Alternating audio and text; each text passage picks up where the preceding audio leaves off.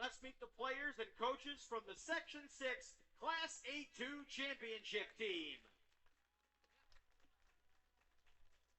Number 2, Landon Johnson.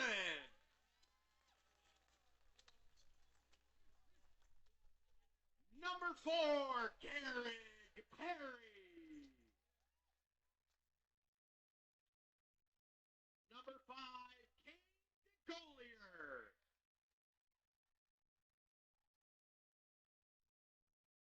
Number 7, Tyler Sullivan.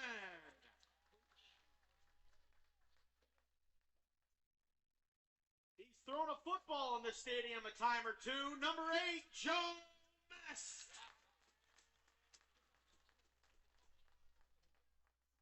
Number 9, Noah Cartmill. Number 10, Colby Booth.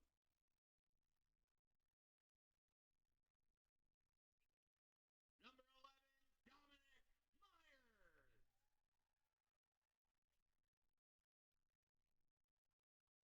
Number 14, Taylor Teachman.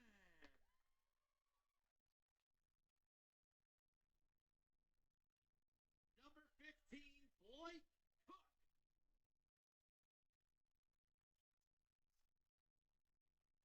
Number 22, Alex Jones.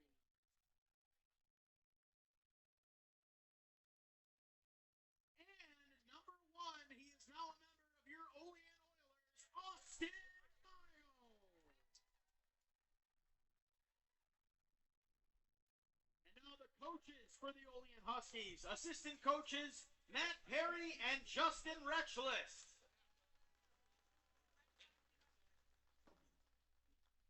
And head coach, Les DeGolier.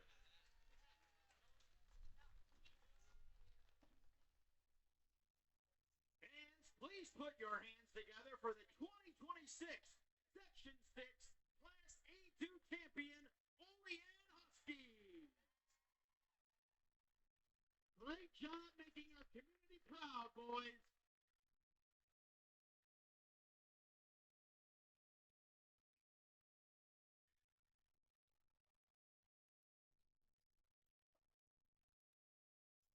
Who knows, maybe along with Austin, we'll see some more of these players in an Olean Oilers uniform at some point.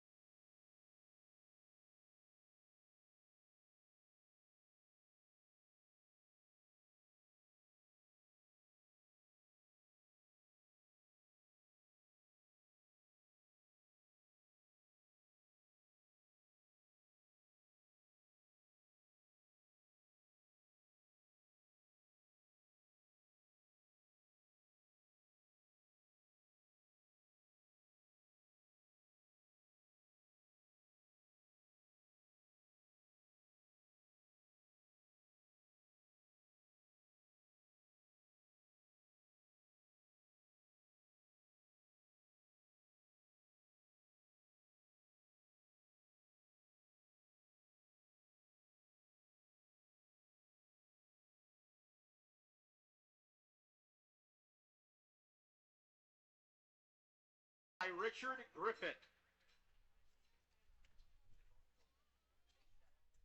And now let's meet your Olean Oilers.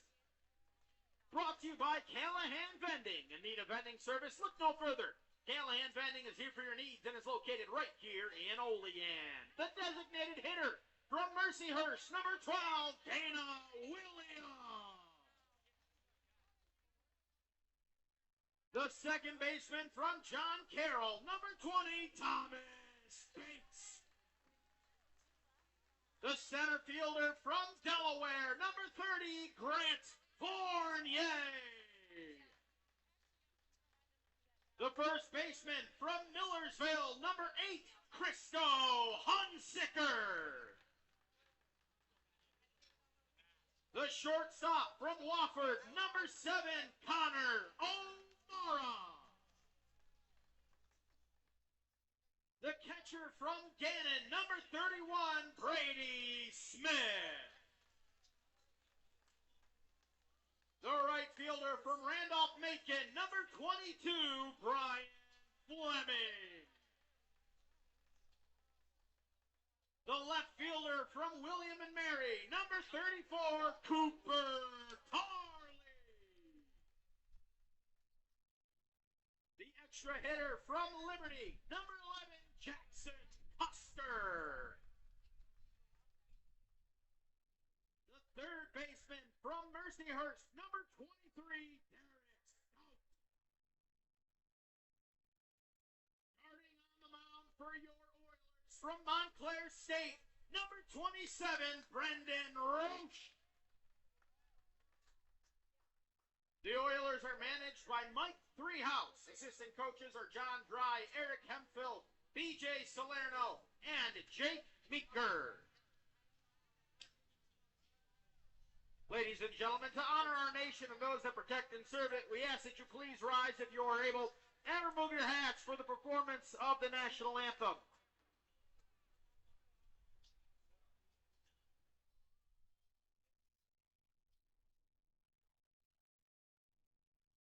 Oh, say, can you see by the dawn's early light what so proudly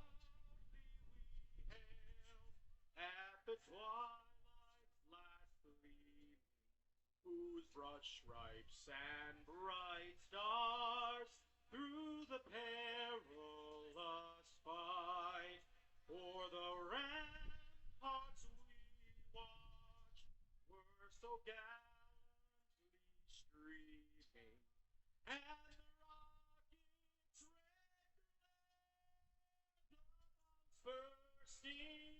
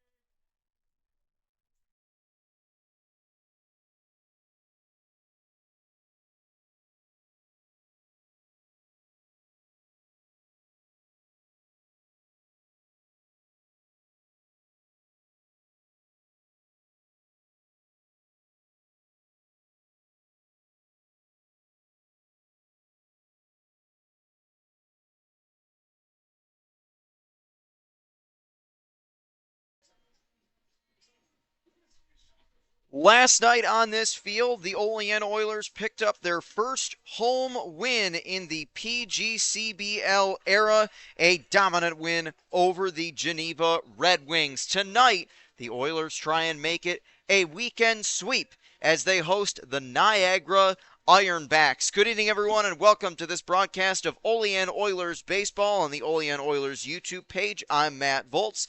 The Oilers got themselves back to 500 on the season with an 8-2 win over the Geneva Red Wings on this field last night, and they try to get themselves over 500 against Niagara today.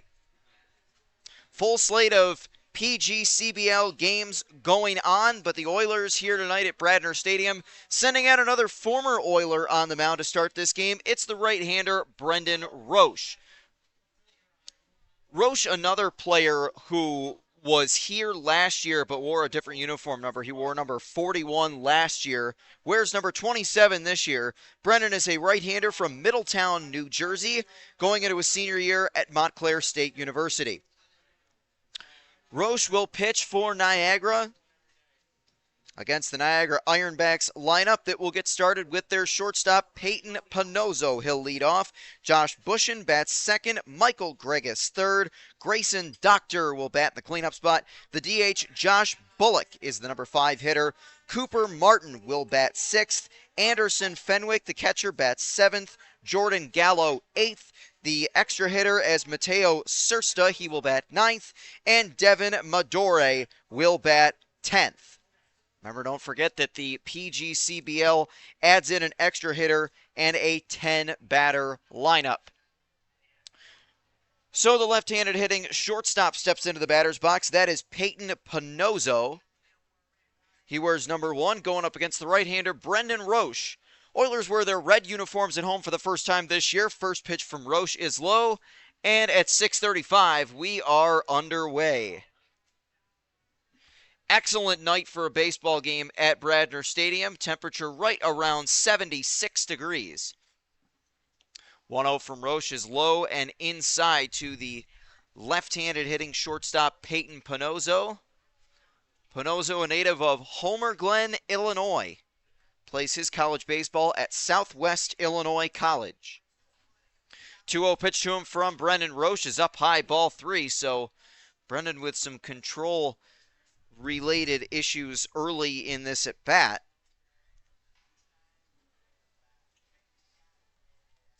Niagara is an international team in the PGCBL. They play on the other side of the American and Canadian border as the 3-0 pitch misses. And a tough start for Brendan Roche, a leadoff 4-pitch walk to Peyton Panozzo. Oilers' batting order has shown an excellent ability to draw walks of their own. That has been a bit of a weak point for the Oilers' pitching staff, but the lineup has been more than able to counter any pitching struggles. Last night was certainly not a night where the Oilers' pitching struggled at all. Jake Menendo had a fantastic night. And Mark Holm did an excellent job in relief, as well as Aiden Coburn when he made the move over from third base. A couple Oilers had outstanding nights last night in the 8-2 win. Roche takes a look behind him. The 1-0 pitch is a called strike, so after missing the zone with the first 5 pitches of the game, Roche finds the strike zone with that one. It is another left-handed hitter for the Ironbacks, Josh Bushin. He is their right fielder tonight, and he bats in the 2-spot. 1-1 pitch with the runner going, pitches the ball, throw it down to second is a good throw, but just a little bit off the mark, and Panozzo snags second base. So a solid throw from Brady Smith behind the plate, but not in time to catch the speedy Peyton Panozzo. So a runner in scoring position and a favorable count for the left-handed hitting Josh Bushin. 2-1 pitch from Brendan Roche is a ball low. Josh Bushin, a native of Oakville, Ontario, but he plays his college baseball in the States, playing up in Buffalo at Canisius. 3-1 pitch from Roche, low, ball 4, and it's back-to-back walks to Ironbacks hitters to start the game. So a rough start for Brendan Roche. He's only found the strike zone once. He's thrown 9 pitches and only 1 strike so far. So rough start for Roche. He'll look to settle in against another lefty, Michael Gregus.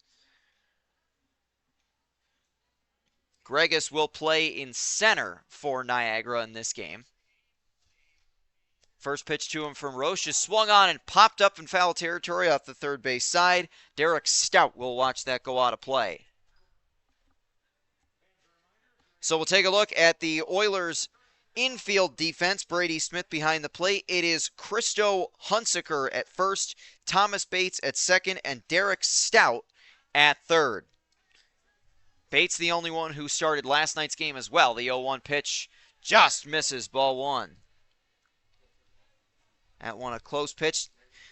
Didn't miss by much. We saw that a handful of times last night with some of Jake Menendo's pitches that, boy, if he missed the strike zone last night, it was really close. 1-1 pitch from Roche, swung on and chopped on the ground to short. Only one play, and it's a throw on to first in time. Good adjustment by Connor O'Mara to get the out. Both runners advance. But that's how we get the first out of this game tonight. And it'll bring up the cleanup hitter, Grayson Doctor. So a 6-3 ground out off the bat of Gregus, but it's a productive out, moving both runners into scoring position. Pinozo to third, Josh Bush into second. And the first righty of the Ironbacks lineup that we've seen tonight, Grayson Doctor, comes to the plate. Doctor, the first baseman for the Ironbacks tonight. He bats right-handed and wears number 20. First pitch to him from Brendan Roche is a called strike. So a good start by Brendan Roche as he's been really falling behind in counts so far, but is able to get out in front this time. Grayson Doctor, a native of Fargo, North Dakota. 0-1 pitch to him, swing and a miss. A big cut came up empty. So Roche ahead 0-2. Grayson plays his college baseball at Bismarck State. So a native of the state of North Dakota, sort of like here, not far from the Canadian border, and plays for the Canadian team in the PGCBL. 0-2 pitch bounces in the dirt. Of course, the Niagara Ironbacks, not to be confused with the Niagara Falls Americans, another team in the PGCBL. Niagara Falls playing on the U.S. side of the U.S.-Canadian border, up in Niagara County, and the 1-2 pitch is off the plate.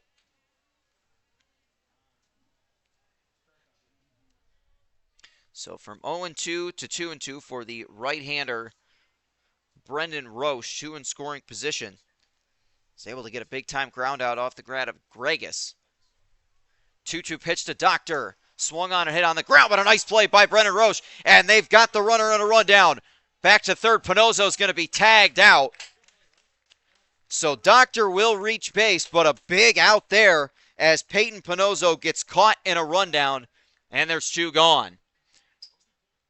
So it'll be runners at the corners and 2 outs. An interesting decision by Pinozo to try and run. There was no force at play there.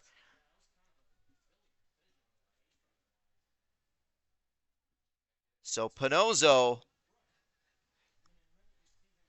thrown out heading home. Bushin goes to third. So that'll bring up the designated hitter, Josh Bullock, to the plate. Bullock, a left-handed bat for the Ironbacks. Very lefty-heavy lineup tonight against the righty Brendan Roche. First pitch to him is up high. Josh Bullock from Toronto plays his college baseball at St. Peter's University.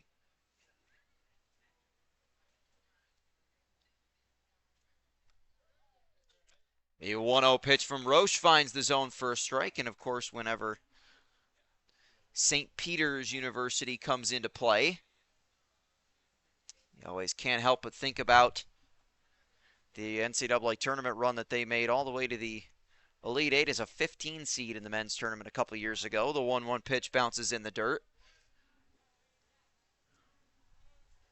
Quite possibly, and I would say probably the greatest run really we've ever seen in March Madness was that St. Peter's run, going all the way to the Elite Eight as a 15 seed, something no team has ever done before or since.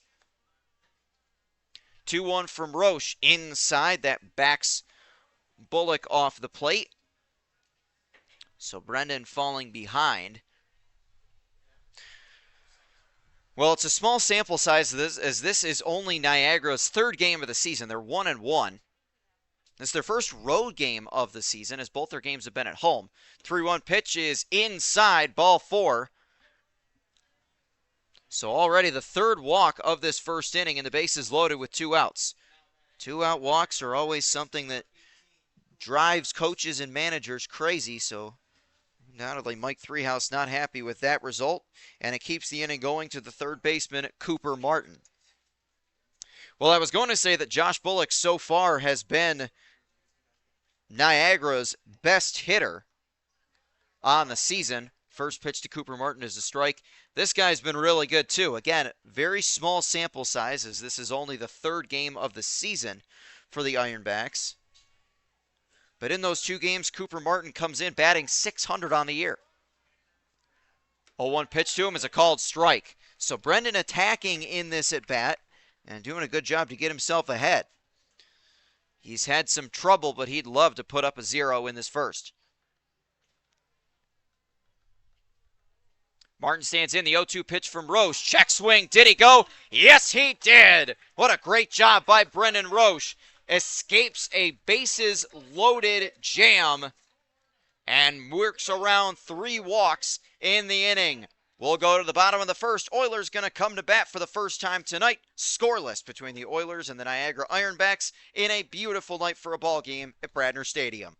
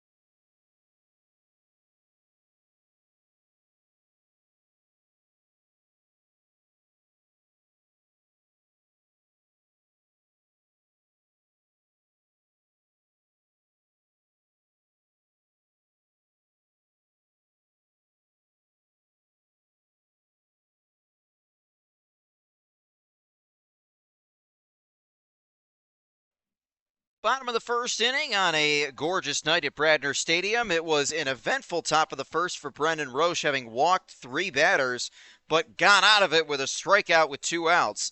And the Oilers offense will look to do some damage, and they have certainly done that this year. Oilers have done a fantastic job with their lineup so far in what's been a little bit of an up and down season, still very early. This is only the 7th game of the year for the Oilers, but they've played a handful more than Niagara has.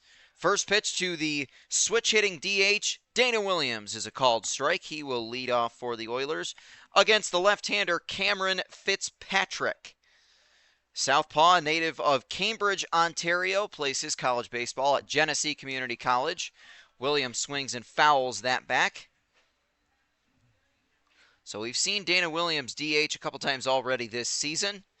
He's in that role again. Dana, a native of Houston, Texas, a sophomore at Mercyhurst down in Erie.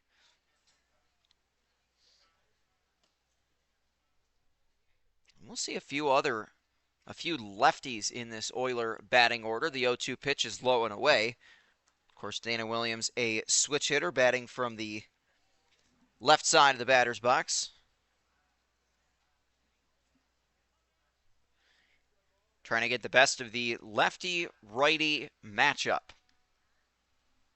And the 1-2 pitch, Williams swings and misses a dropped third strike. They'll throw down to first to complete the putout, and that's how we get our first out of the bottom of the first. First strikeout for Cameron Fitzpatrick. And that'll bring up Thomas Bates. We'll look at the Oilers' batting order. It is Thomas Bates batting in the 2 spot. Grant Fournier batting third. Christo Hunsaker is your cleanup hitter. Connor O'Mara 5th. Brady Smith will bat 6th. Brian Fleming 7th. Cooper Tarley 8th. The extra hitter for the Oilers is Jackson Custer. He'll bat 9th. And Derek Stout, the third baseman, will bat 10th. First pitch to Thomas Bates is off the plate. And behind the plate catching for Cameron Fitzpatrick is Anderson Fenwick. And on the official Ironbacks stats sheet, he goes by the nickname of Hoss, apparently.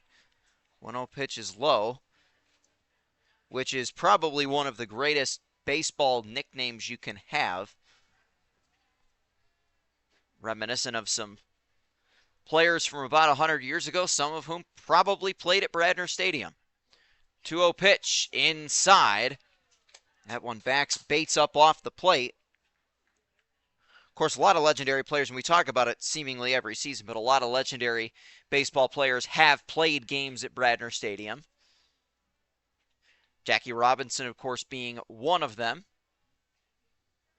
3-0 pitch to Thomas Bates. High and inside, ball 4, and the Oilers have their first base runner of the night. Bates draws a 1-out walk. Both starting pitchers have walked at least one in the first inning.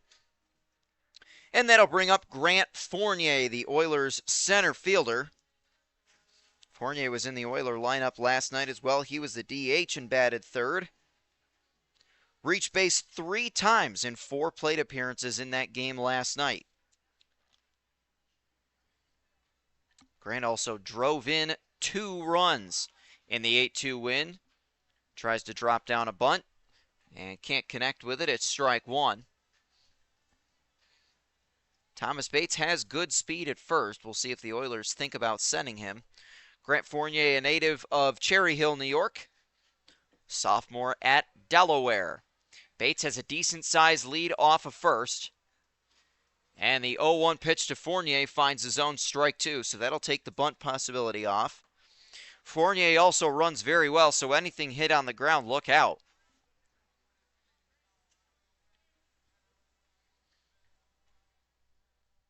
Again, Fitzpatrick looks over at Bates at first, and the 0-2 pitch to Fournier, low. Oilers have shown some excellent restraint so far this season, not chasing a whole lot of pitches outside of the strike zone. Plate discipline so far this season has been a strength of the team, and they look to continue that. 1-2 pitch to Fournier. Strike 3 called. He thought that was ball 2. But ultimately, Fournier is rung up. Second strikeout of the inning for Cameron Fitzpatrick. That might be one that, if the PGCBL had the automatic balls and strike system, that Fournier would have thought about challenging. It seemed like he thought that was ball 2 all the way. But either way, it brings up Christo Hunsaker. Haven't seen much of him at Bradner Stadium this year, but he gets the start at first base.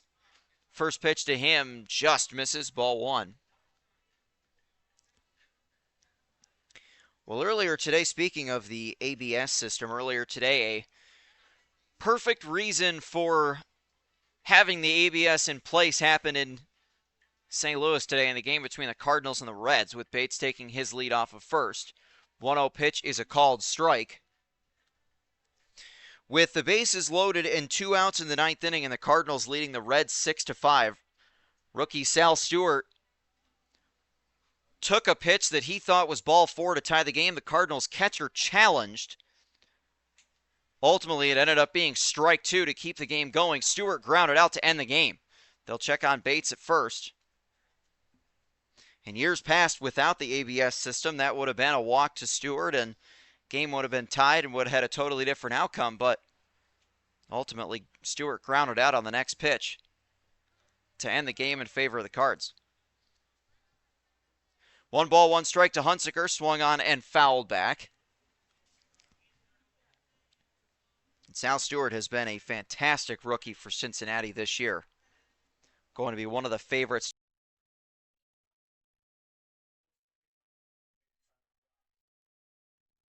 So Bates able to snag second. 2-2 pitch swung on and hit on the ground to short. Fielded there, thrown on to first, but the throw is wide and it gets away. A good job by Grayson Doctor to secure that throw. An error on the throw by Peyton Panazzo keeps the inning going. Ultimately, a good job by Doctor. He saved a run. If that ball rolls all the way towards the fence and right, then without a doubt, Bates would have scored from third. Ultimately, he does advance. And an E6, an error on the throw by Peyton Panozzo, and it gives the Oilers runners at the corners. Hunsaker reaches. Now it's Cooper O'Mara's turn. Second lefty we've seen in the Oilers' batting order so far in this one. O'Mara wears number 7, getting the start at shortstop after Armanis Romero had an excellent game at short last night. That one swung on and hit down the line and snared by Doctor. Boy, a couple of great defensive plays by Grayson Doctor, saving a run on a couple of different occasions. Oilers leave 2 on after 1 at Bradner Stadium. The Oilers and Niagara Ironbacks are scoreless.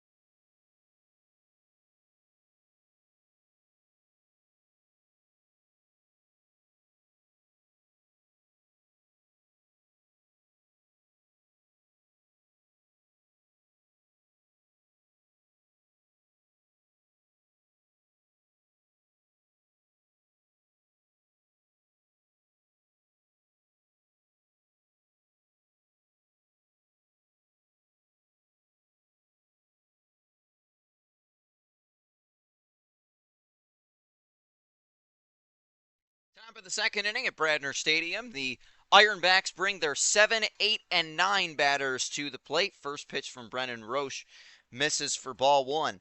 It was an eventful first inning for Roche, walking 3 batters, but ultimately not surrendering a run. 1-0 pitch is a called strike.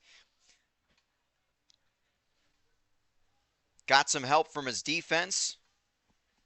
Connor O'Mara was able to field a ground out, and a runner was thrown out going for home on a fielder's choice off of Grayson Doctor's bat. 1-1 pitch outside ball 2. Niagara's defense returned the favor in the last half inning with a couple of outstanding defensive plays by Grayson Doctor at first. So the left-handed hitting catcher Fenwick takes the 2-1 pitch high, ball 3. Taking a look at the rest of the Oilers' defense. Already mentioned Brady Smith behind the plate. Christo Hunsaker at first. Thomas Bates at second. Derek Stout at third. Connor O'Mara at short. The 3-1 grounded off the glove of Roche. Barehanded by O'Mara, not able to make the play. So that one off the bat of the one they call Hoss Fenwick will go for an infield hit. That one a tough one off the glove of Roche.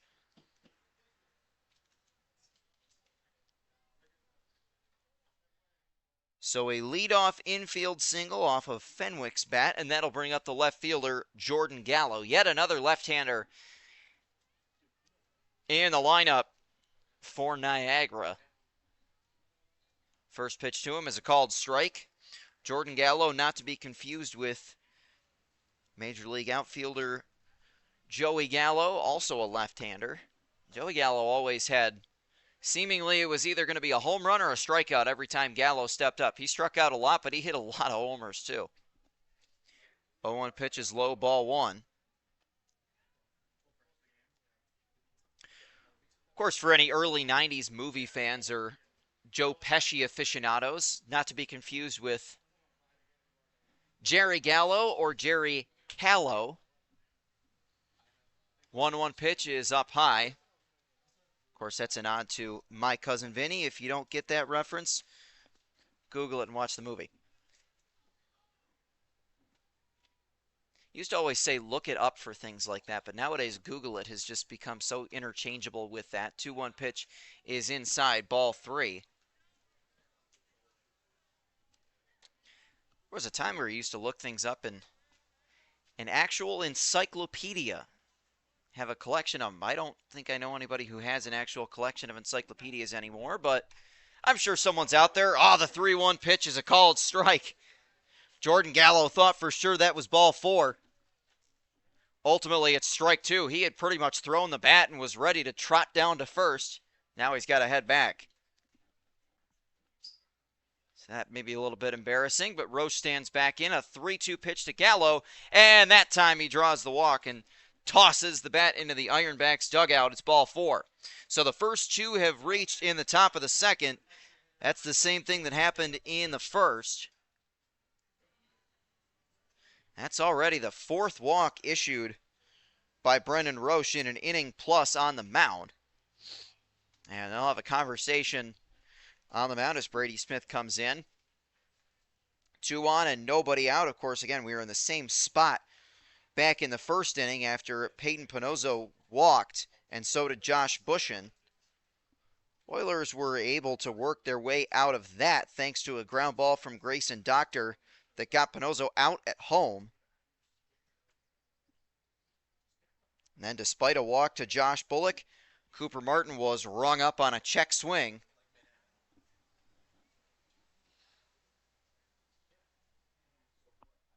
So Brendan Roche hoping for a little bit of extra, infield defense, and going to have to really work again in this second inning as the extra hitter Mateo Sursta comes to the plate. Mateo from Woodbridge, Ontario, plays his college baseball at Husson University.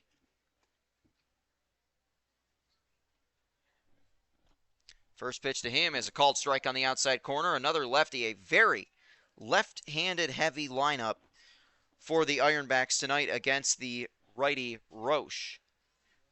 They've got a pretty big squad as they've got pretty much enough to have two whole lineups in their dugout. The 0-1 pitch is rocketed out toward left, and that gets down for a hit. Stopping at third is Anderson Fenwick, and the Ironbacks have him loaded with nobody out.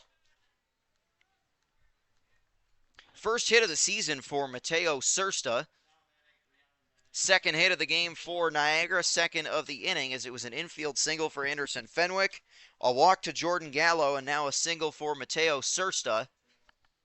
Good job out and left by Cooper Tarley to ensure that Fenwick wasn't able to get home. And we'll take a look at the Oilers' outfield defense after this pitch to the 10-spot hitter Devin Madore. That one swung on and missed. Oilers have Cooper Tarley in left, Grant Fournier in center, and Brian Fleming in right. Well, no place to put the 10-spot hitter Madore. 0-1 pitch from Brendan Roche is a called strike. Couple of good-looking pitches as Roche tries to keep Madore at bay, the second baseman. Dore, native of Sudbury, Ontario, plays for SUNY Niagara. 0-2 pitch from Roche, swung on and chopped foul. Second baseman just getting a piece of that to stay alive.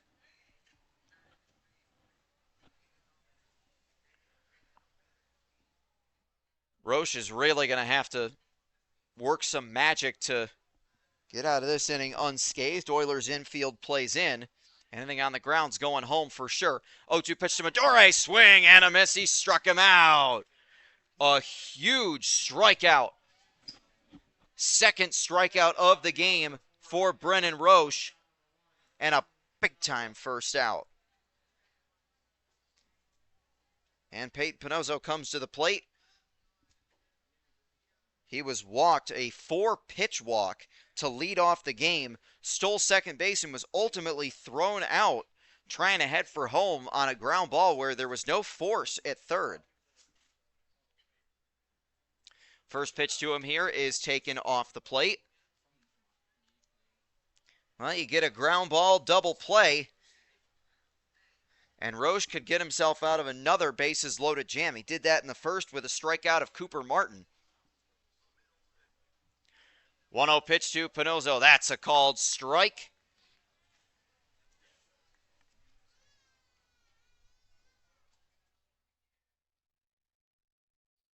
And overall, the Ironbacks are a team that's hit the ball well. They, again, small sample size, have only played 2 games, but as a team, hitting .290 coming into play tonight. 1-1 pitch to him, swung on and chopped foul. And they've had some heavy hitters who we've already seen once tonight. Josh Bullock, Michael Gregus, Cooper Martin all came into tonight batting over .600.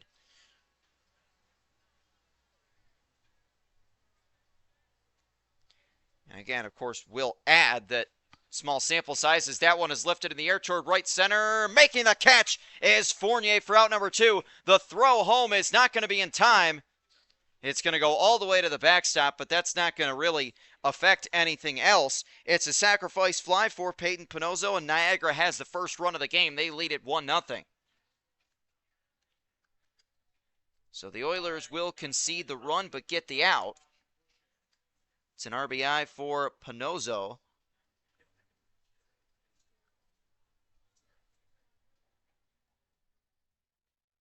As Fenwick trots home, and Josh Bushin comes to the plate. He walked his first time up and was left in scoring position. First pitch to him is a strike called at the bottom of the zone.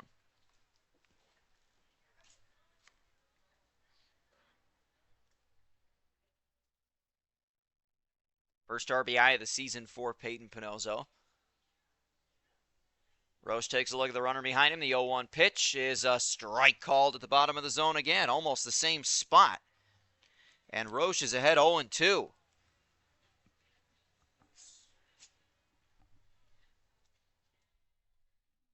Josh Bushin came in batting .250, 1 for 4 in 1 game played. 0-2 from Roche, bounced in the dirt.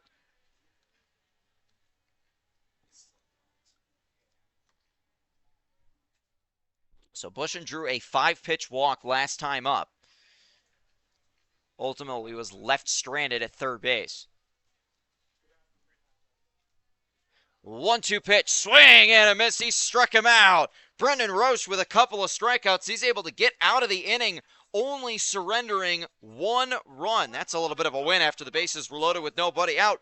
Oilers will come to bat in the bottom of the second, down 1-0 to the Niagara Ironbacks.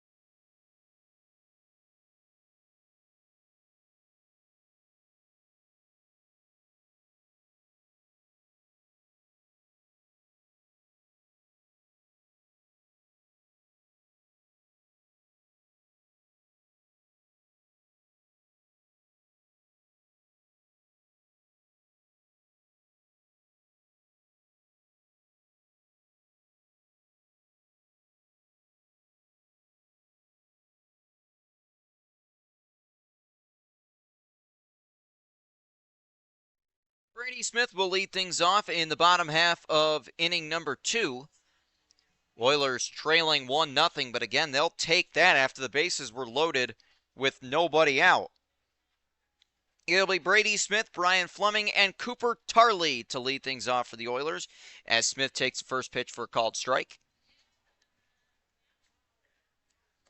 Brady Smith, of course, his walk-up song, Land Down Under, which makes sense. Brady Smith, a native of Fulham, Australia, plays his college baseball at Gannon.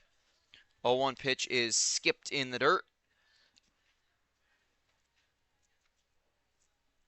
Oilers got a couple on base in the bottom of the first. Thomas Bates was walked and Christo Hunsaker reached on an error.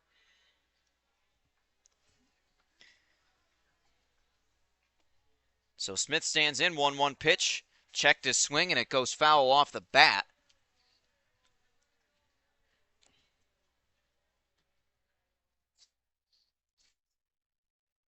Handful of other games going on across the PGCBL tonight.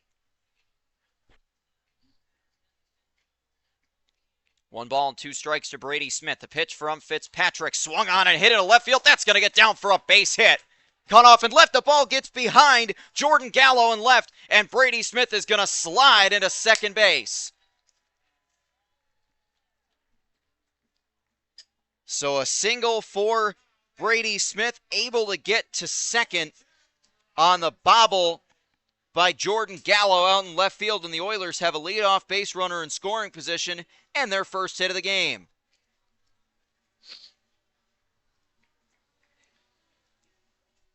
So a base hit for Smith and advancing on a bobble out in left field. So Brian Fleming with an RBI opportunity in the bottom of the second. In a lefty-lefty matchup. First one to Fleming, hit him. So Fleming will not get that opportunity, but he'll get on base. Oilers have 2 base runners very early in the bottom of the second. Now, that one might hurt tomorrow, but Fleming able to find his way on. That one hit him almost square in the back. So Cooper Tarley comes to the plate now, and we'll have a meeting on the mound as the infielders all converge for Niagara. Very shaky start for Cameron Fitzpatrick in this second inning.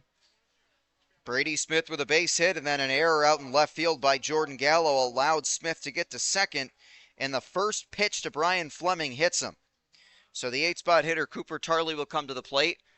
While the meeting on the mound is taking place, we'll take a look at the out-of-town scoreboard in the PGCBL. Bottom of the third at Falcon Park in Auburn. The Auburn Doubledays have a 2-0 lead over the Newark Pilots. Doubledays are coming off of a 12-0 8-inning win in Newark last night. And off to a good start tonight as well. Top of the third inning in Elmira. The Elmira Pioneers and Geneva Red Wings are scoreless. Geneva, of course, was here last night. And a couple other games just underway. The Niagara Falls Americans hosting the Jamestown Tarp Skunks.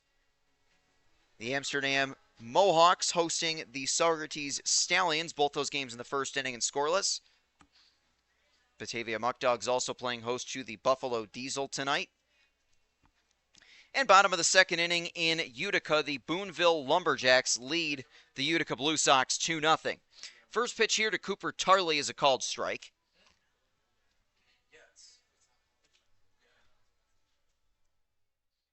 Cooper Tarley, a native of Waban, Massachusetts.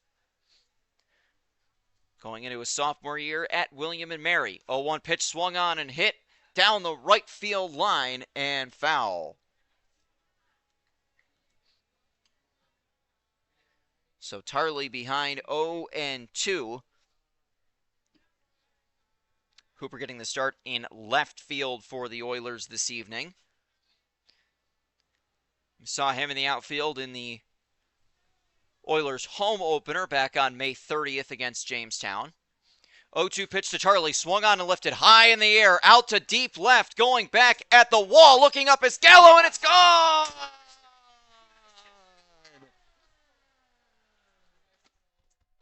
just like that, 3 batters in to inning number 2. The Oilers have flipped the script, and they lead Niagara 3-1. A 3-run bomb for Cooper Tarley. And the Oilers lead 3-1 in a big celebration in the Olean dugout. That one just kept on carrying. Jordan Gallo kept going back and back and back and eventually realized he wasn't getting that. So how about the start to this bottom of the second for the Oilers? A single for Brady Smith and advancing to second on an error. Brian Fleming hit by the first pitch he sees, and then a 3-run blast off of Cooper Tarley's bat.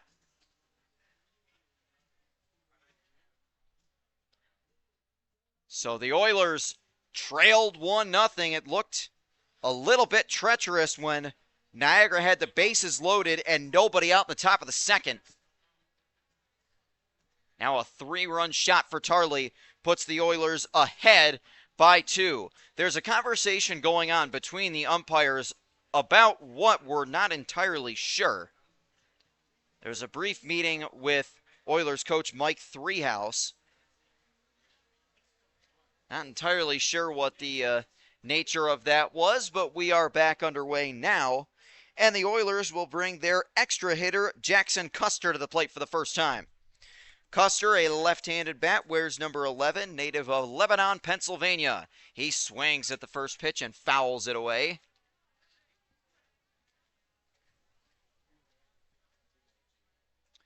Custer playing his college baseball at Liberty University, going into his sophomore year there. 0-1 pitch on its way to Custer is a called strike. So Custer behind 0-2. Custer stands in. Fitzpatrick looks, and the 0-2 pitch is inside. Did that hit Custer? Yes, it did.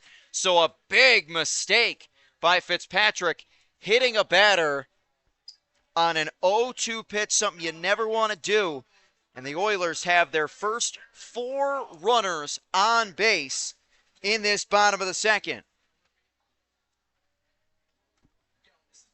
So we'll see how Jackson Custer can do on the base paths with the number 10 batter, Derek Stout, coming to the plate. Stout, the third baseman, whereas number 23, first pitch to him is up high for a ball.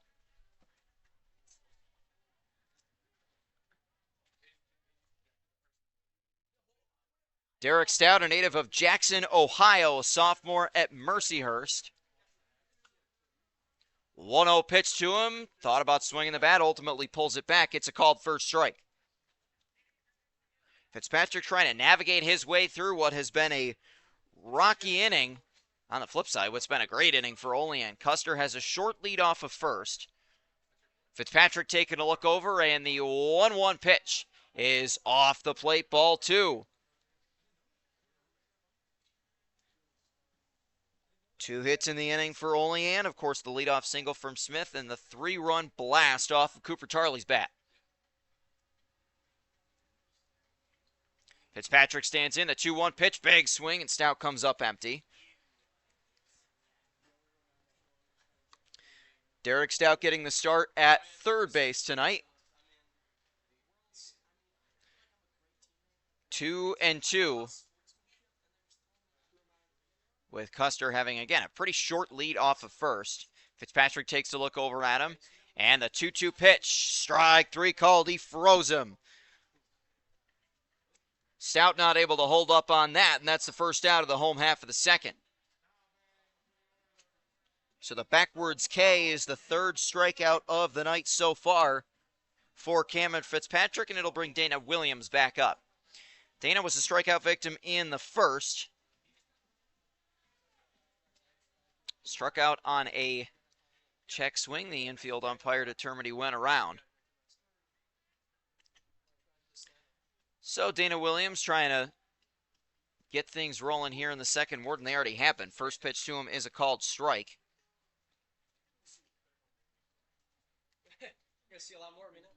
Dana from Houston, Texas, playing his college baseball down at Mercyhurst.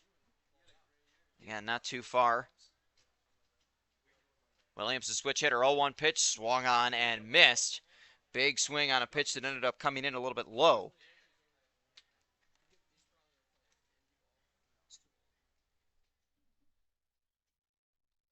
So Jackson Custer really has not had very particularly big size leads off of first base. Dana Williams trying to get him in a scoring position. 0-2 pitch to him is inside. A tough take, and we've seen that a lot from Oiler hitters so far this year. They've done a really nice job of pitches right on the borderline and showing that restraint, able to pull the bat back. And they've been rewarded for it. Of course, the other night we saw a lot of walks. The 1-2 pitch is lifted high in the air toward right. Going back is the right fielder, Josh Bushin, to make the catch for out number 2. Custer will head back to first. So back-to-back have been set down. Dana Williams is 0 for 2 on the night. And Thomas Bates will come up. Bates walked in the first inning, snagged second base on a pitch that went back to the backstop, was ultimately left stranded at third.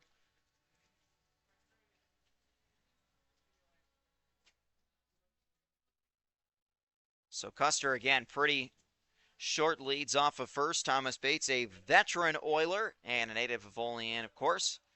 Going into his senior year at John Carroll University. First pitch to Thomas is a ball throw down to second with Custer going, and they got him. Oilers had a couple of runners get picked off on the base paths last night, and the same thing happens here as Custer is thrown out to end the second inning. But the Oilers get a big-time offensive inning, a 3-run shot off the bat of Cooper Tarley after 2 at Bradner Stadium. Oilers lead the Niagara Ironbacks 3-1.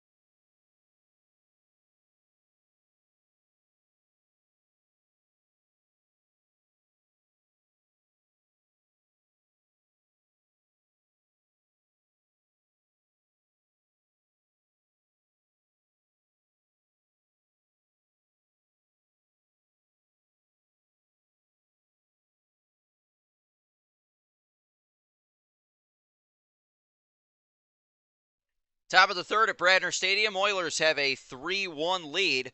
Brendan Roche has had an eventful first 2 innings, but has only surrendered 1 run off of it.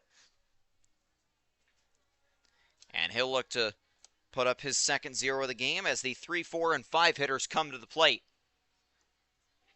First one to Michael Gregus is low for a ball. We'll see Gregus followed by Grayson Doctor and the DH, Josh Bullock. A lot of lefties in this Niagara lineup tonight. The 1-0 pitch to Gregus is a strike called.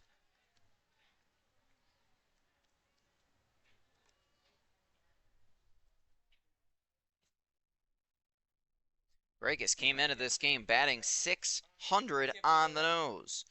3 for 5 total across 2 games played. It's only his 3rd game of the year, 2nd start. Again, remember, this is only Niagara's 3rd game of the season. 1-1 pitch is hit on the ground. O'Mara can't make the play. That one took a hop off of his glove, and the leadoff man, Michael Gregus, is on.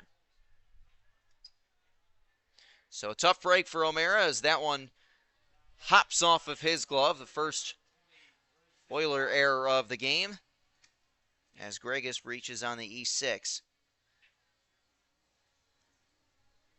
So Grayson Doctor will come to the plate. Doctor put the ball in play his first time up, but ultimately Peyton Pinozzo, trying to score on a play where there was no force, was thrown out. First pitch to him is a ball.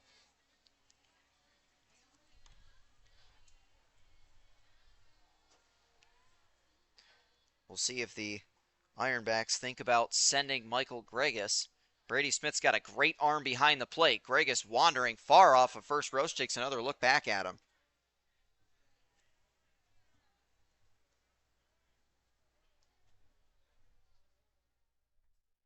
Gregus has a decent-sized lead off first and really wandering towards that second base bag.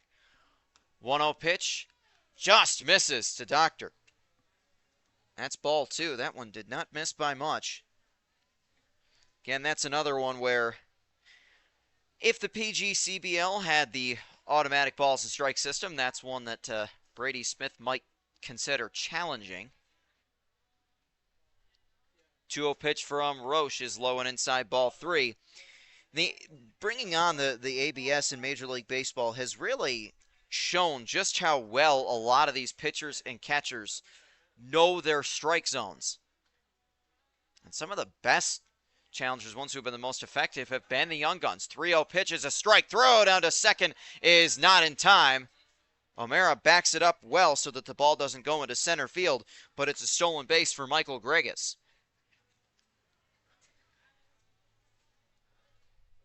So some good base running for Niagara as Gregus snags second. Ironbacks definitely have a speed element to their game.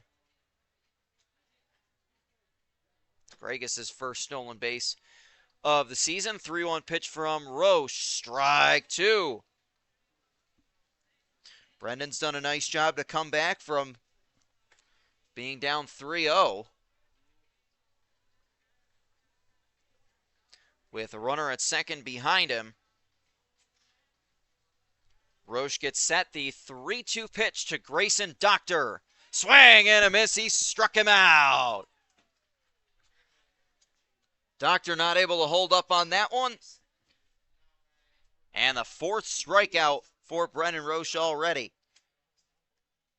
I guess you could potentially say that that's not what the doctor ordered, but I wouldn't say that. I'm saying you could say that, but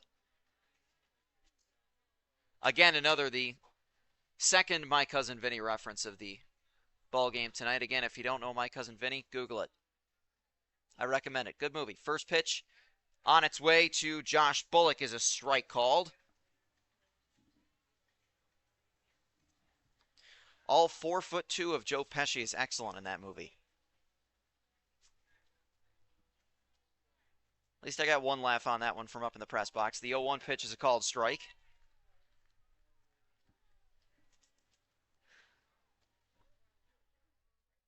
The things that come in a conversation while calling a baseball game, I tell you. You come to the ballpark and don't entirely plan on talking about Joe Pesci for 2 innings, but sometimes these beautiful things happen. 0-2 pitch to Bullock, skips in the dirt, and that might have hit him. Yes, it did. So another base runner is on, and again, we've seen that a couple times tonight, a couple times overall with a batter getting hit by an 0-2 pitch. You'd never want to hit an opposing batter, of course, but an 0-2 pitch is definitely not the ideal time to do it. So now 2 runners on with 1 out in the top of the 3rd, and that'll bring up Cooper Martin. First pitch to him is a called strike.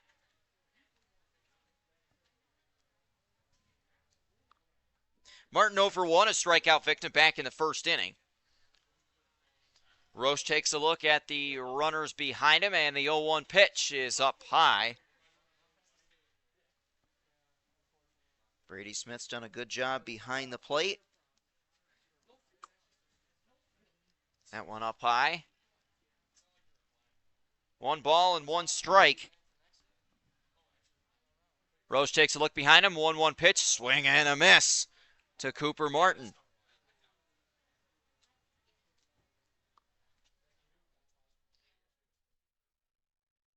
So getting ahead in the early going. 1 ball and 2 strikes. Roche looks behind him. The 1-2 pitch swung on a hit on the ground. Roche bobbles it, turns, throws to first, and it's in time to make the play at first. So Roche still able to recover and get 1 out. Both runners advance, but that's out number 2. So that'll bring Anderson Fenwick to the plate. A 1-3 ground out off of Cooper Martin's bat. That's out number 2. Fenwick, another lefty bat. Bregas goes to third, Bullock to second. First pitch to the catcher, Anderson Fenwick, is a called strike.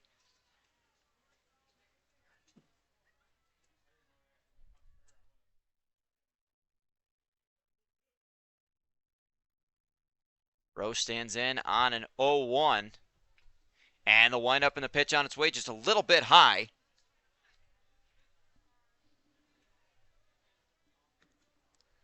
So Fenwick trying to keep the line moving to bring up the outfielder, Jordan Gallo. Runners at second and third and 2 outs. That one swung on and hit right back to Roche. He makes a good play with the glove and throws on to first for the out. So again, Roche doing a good job of stranding runners. We'll make our way to the home half of the third here at Bradner Stadium. Oilers lead the Niagara Ironbacks 3-1.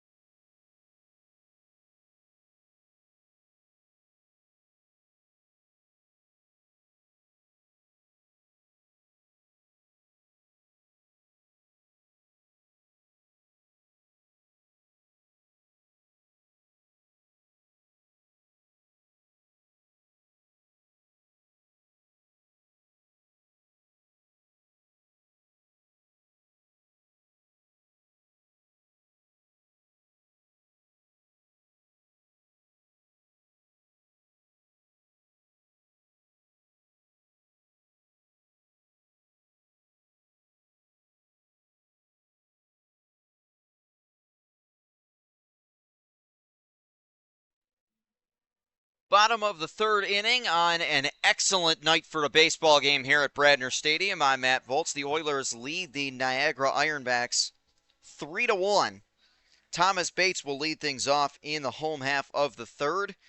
He was at the plate when Jackson Custer was caught stealing. And the first pitch to Bates is swung on and hit right down the first base line. Bobbled at first, underhand, and in time for the out. Grayson Doctor had some trouble with that, but was able to make the play and flip to Cameron Fitzpatrick just in time. 1 down. So the 3-1 put out is what sets Thomas Bates down, and that'll bring up Grant Fournier. Fournier struck out looking back in the first.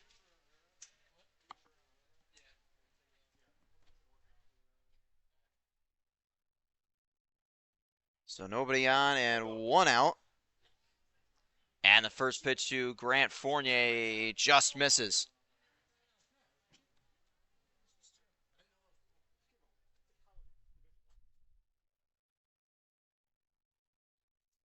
Taking a look in, Fournier stands in. The 1-0 pitch is called strike. So,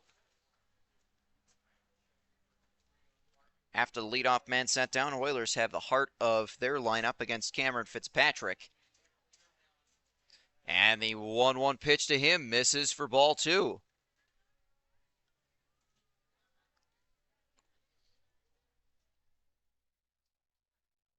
Fournier looking to really get the offense rolling. He's looking to be a focal point in the Oilers' batting order. 2-1 pitch is chopped on the ground. Doctor has it. Throw back to Fitzpatrick is wide. And Fournier is going to be safe on Niagara's third error of the game. So Fournier reaches, and the Oilers have a 1-out base runner. So an E3 as the throw from Doctor was wide.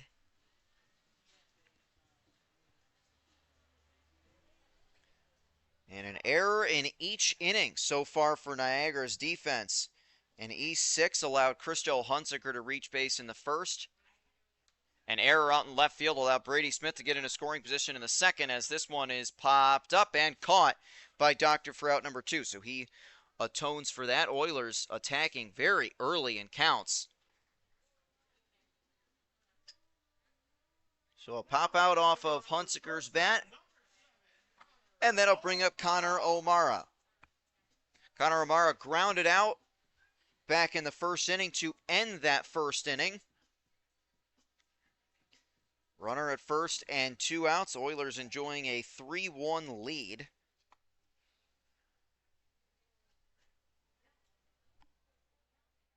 Fitzpatrick takes a look over. Fournier's going to go.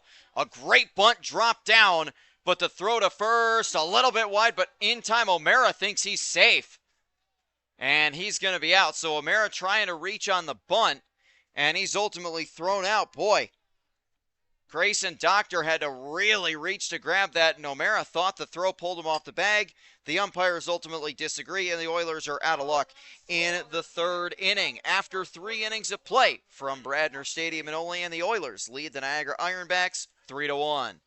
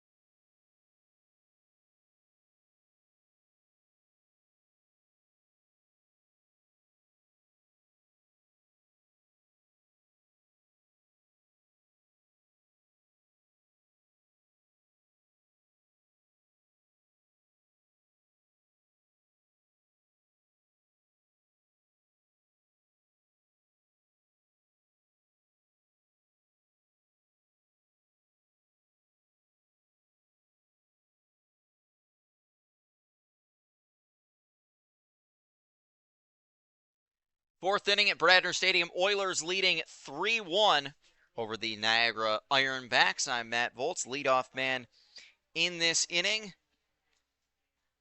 is the left fielder Jordan Gallo. New arm on the mound for the Oilers.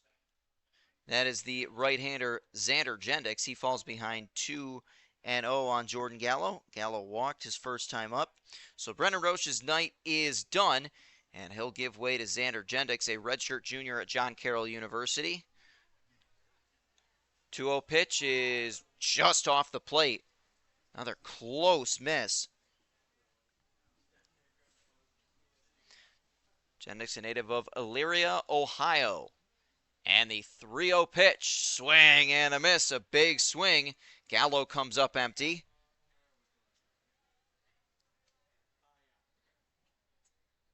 So we'll see Gallo, Mateo Sursta, and Devin Medore. 3-1 from Jendix, swung on and missed. Xander doing a nice job to get some swing and miss stuff after falling behind 3-0.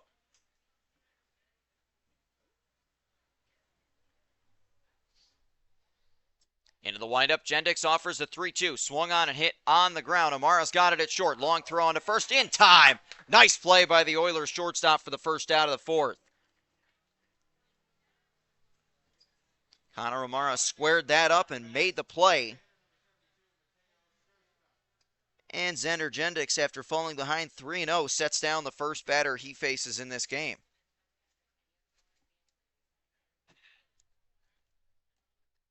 So the extra hitter, Mateo Sursta, comes in. First pitch to him is a called strike. Sursta has one of Niagara's 2 hits on the night. He singled back in the second. 0-1 pitch is in there for strike 2. Jendix doing a great job of attacking the strike zone. That's what Mike Threehouse wants to see a bit more of from the collective pitching staff. And the 0-2 pitch from Jendix. That one misses high and away. Sursta wears number 72 and bats left-handed. Picked up his first hit of the season back in the second inning. And the 1-2 pitch from Jendix. Swung on and pulled down the line, foul. Mateo Sursta, one of many Canadian players on the Niagara roster.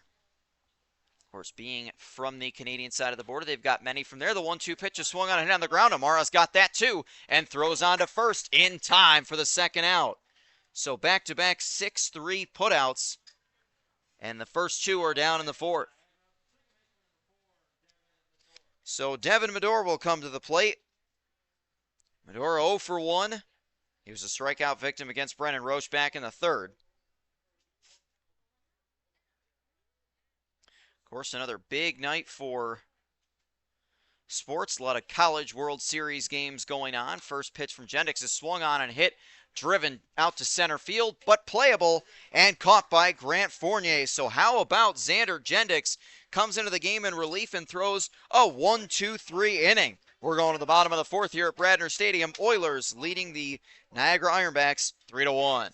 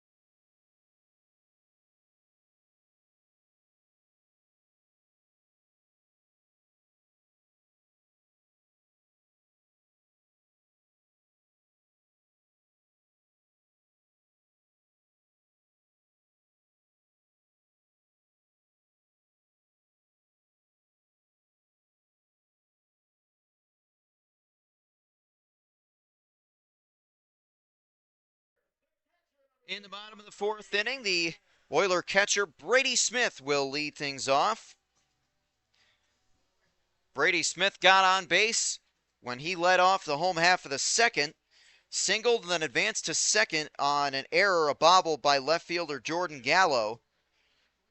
Smith got a ride home from Cooper Tarley, who smashed a 3-run home run to left.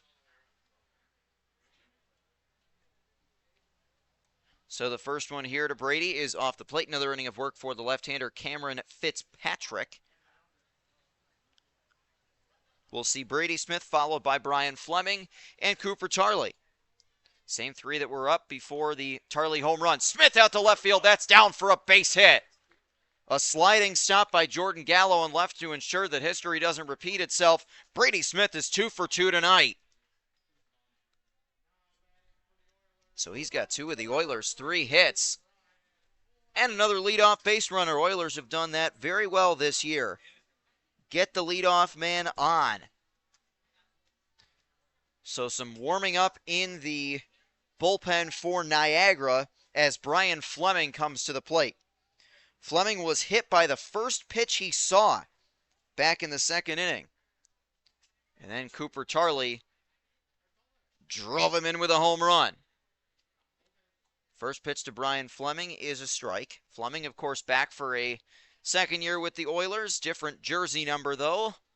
Fleming wore number 9 last year. He wears 22 this year. 0-1 pitch to him, misses for a ball.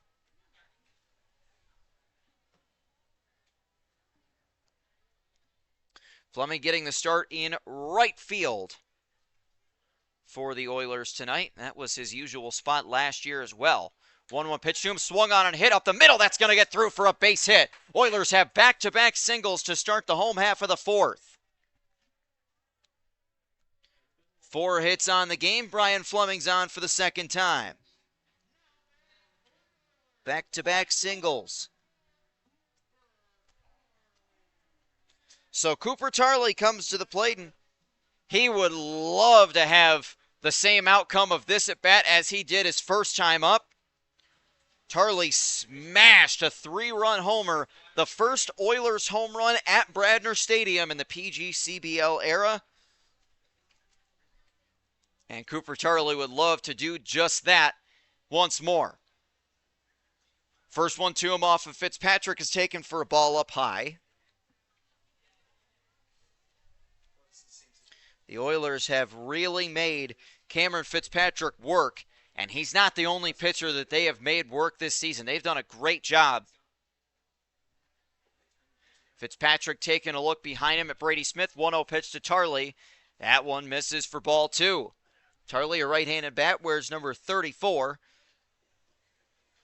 Playing out in left field for the Oilers tonight. Tarley, Fournier, and Fleming, a pretty good defensive outfield for the Oilers tonight. 2-0 pitch from Fitzpatrick, taken high, ball 3. So maybe a bit of pitching around Cooper Tarley, but you certainly don't want to load the bases with nobody out. Brady Smith at second, Brian Fleming at first. Smith runs pretty well for a catcher at second, too. The 3-0 pitch is a called strike. Certainly not a bad take. That's one where if it's, understanding the situation, if it's anything close, you're taking that all the way. So Tarley stands back in 3-1. Fitzpatrick takes a look at Brady Smith dancing around second. The 3-1 pitch swung on and fouled back. So some good work by Fitzpatrick to get himself back in the count. The count goes full to Tarley. Really have not seen too many full counts in the game tonight for either side. But Tarley will stand back in and try and get himself on base and keep the line moving for the Oilers in the home half of the fourth. Fitzpatrick taking a look behind him at Smith, wondering. The 3-2 pitch. Strike 3 called. Tarley thought it was ball 4. And he's ultimately rung up for out number 1. Strikeout number 4 on the night so far for Cameron Fitzpatrick. And Tarley gets rung up for the first out of the bottom of the fourth. That'll bring up the extra hitter, Jackson Custer. Custer was hit by a pitch in the home half of the second and was thrown out trying to steal second. First pitch to him is a strike. Custer, a lefty bat. Lefty-lefty matchup. Fitzpatrick looks behind him. 0-1 pitch is bounced in the dirt, kept in front by Anderson Fenwick.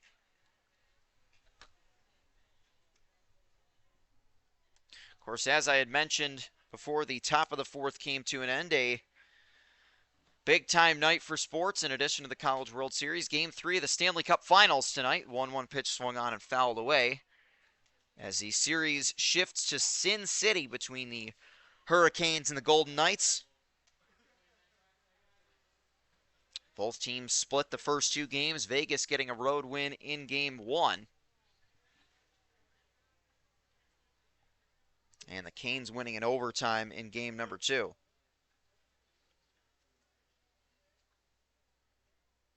Runners at first and second for the Oilers on a 1-2 pitch upcoming to the left-hander Jackson Custer. And the pitch from Fitzpatrick taken high, ball 2.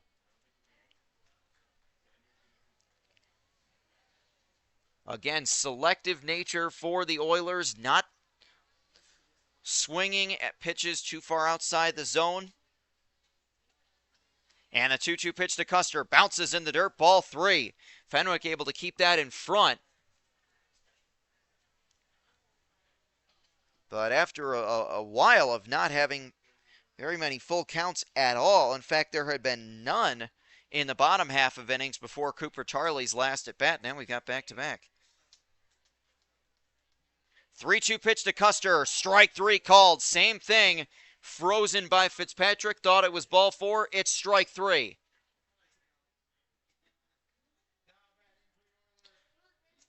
So back-to-back looking strikeouts and 5 on the night for Cameron Fitzpatrick. That'll bring up Derek Stout. Stout, the Oiler third baseman, is 0 for 1. He struck out looking back in the second. It's an interesting stat. 5 strikeouts for Cameron Fitzpatrick. 4 of them have been strikeouts looking. And that one hits Derek Stout to load the bases. So for the second time tonight, an Oilers batter has been hit by the first pitch of the at-bat. And they've got him loaded for the DH, Dana Williams. Williams 0 for 2.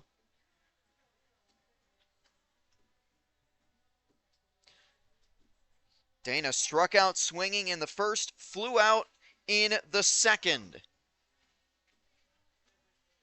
Bases loaded, 2 outs.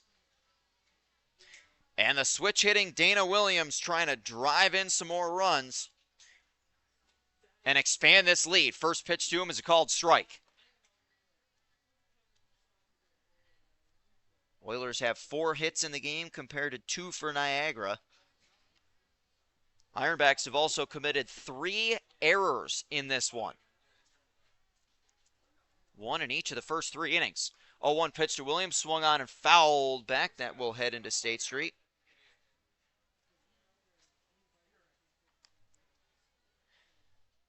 So Williams behind 0-2. Brady Smith at third, Brian Fleming at second, and Derek Stout at first. Oilers in their home red uniforms with black lettering, white trim, with Oilers across the front. First time they've worn those at home this year. And the 0-2 to Williams. Tough one to lay off of. It's ball 1. Boy, that is a really tough pitch to lay off of. Very close pitch, and it works out.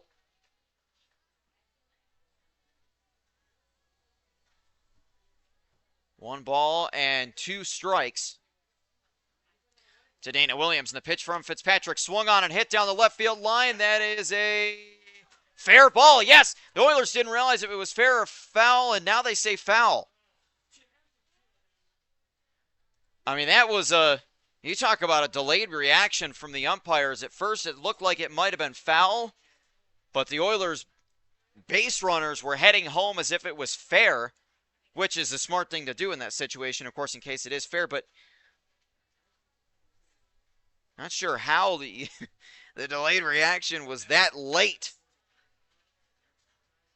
So either way, it's 1-2. We'll reset to Dana Williams.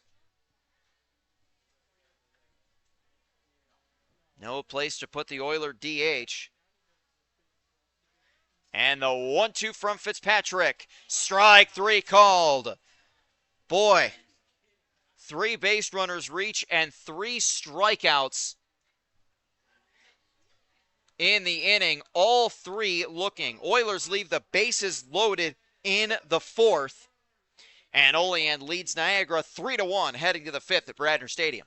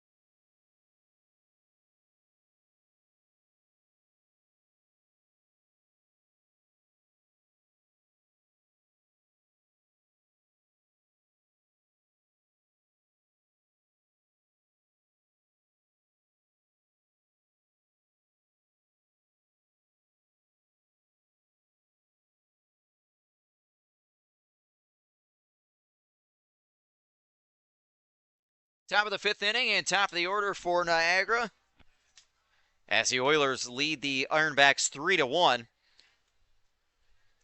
Another inning of work for Xander Jendix, who was excellent in the 4th inning, coming in relief of the starter Brendan Roche.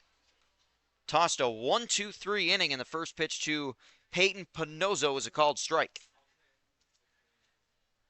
Panozzo walked and stole a base in the 1st inning, but was thrown out trying to score on a ground ball. 0-1 pitch is high.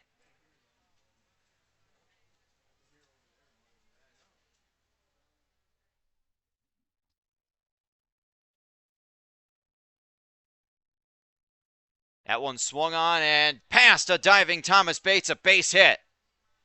So a leadoff single for Panozzo. He's on base for the 2nd time tonight.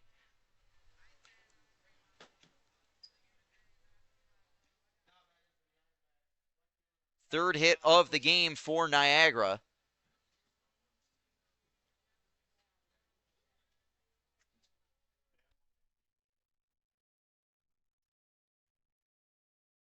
Panozzo, of course, has excellent speed on first base, so you got to be wary of that if you're the Oilers.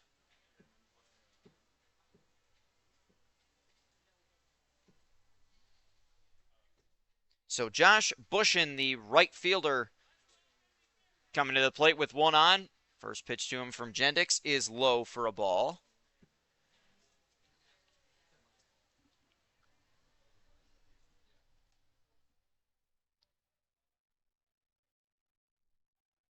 And Jendix fires out, and there's a strike. Runner goes, throw down to second is in time.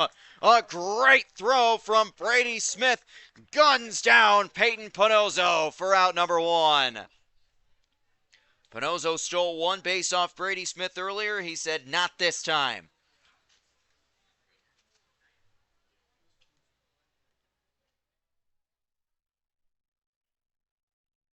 So now Josh Bushin with nobody on and one out. That's how we get the first out of the fifth inning.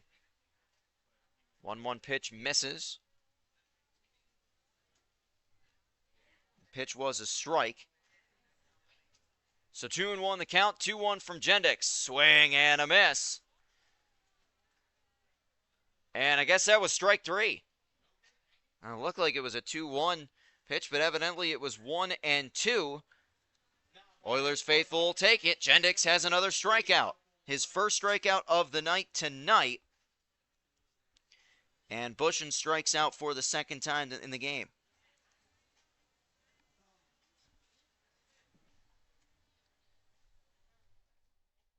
So the 2-1 or the 1-2 pitch that we thought was 2-1, that one's hit on the ground to second. And Bates throws on to first in time. Gregus grounds out on the first pitch, and after a leadoff single, great work by the Oilers defensively and great work by Jendix on the mound. We are halfway through the regulation of this game. We'll go to the bottom of the fifth at Bradner Stadium. Oilers lead the Niagara Ironbacks 3-1.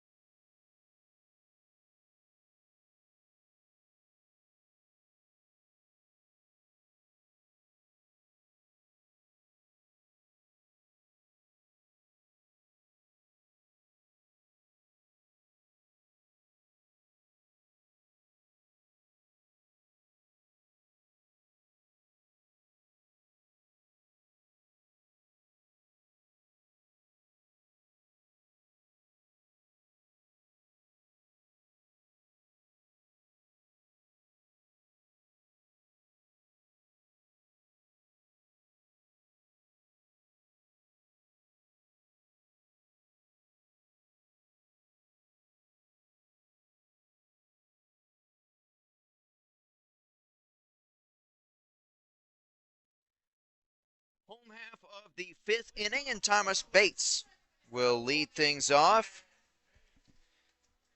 It'll be Bates followed by Grant Fournier and Christo Hunziker for the Oilers in the bottom of inning number 5, leading the Niagara Ironbacks 3-1 on an excellent Saturday night for a baseball game here at Bradner Stadium. I'm Matt Volz with you. Cameron Fitzpatrick still out there for Niagara, and the first pitch to Thomas Bates is up high. So far in the game, 1 run, 3 hits, 3 errors for Niagara. 3 runs, 4 hits, 1 error for Olean. 1-0 pitch to Bates is outside, up high, ball 2. So some other games going on across the PGCVL. Bottom of the 5th inning in Auburn. The Auburn Doubledays lead the Newark Pilots 5-2. 2-0 to Bates, swung on and fouled away.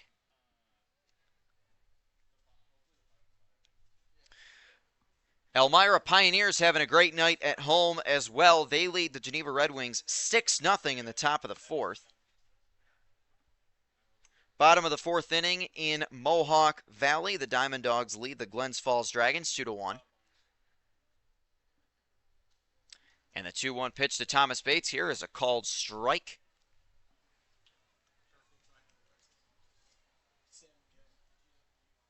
And one other score update. Bottom of the 4th inning in Utica. The Boonville Lumberjacks lead the Utica Blue Sox 4-2. 2-2 pitch to Bates. Swung on and fouled back. And, of course, the Oilers leading the Ironbacks 3-1 here.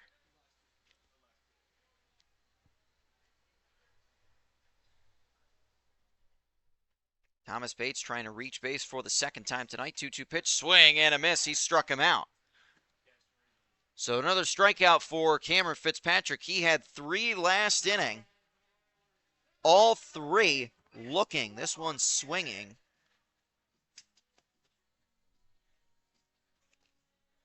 So 7 strikeouts tonight for Cameron Fitzpatrick. 5 looking, 2 swinging.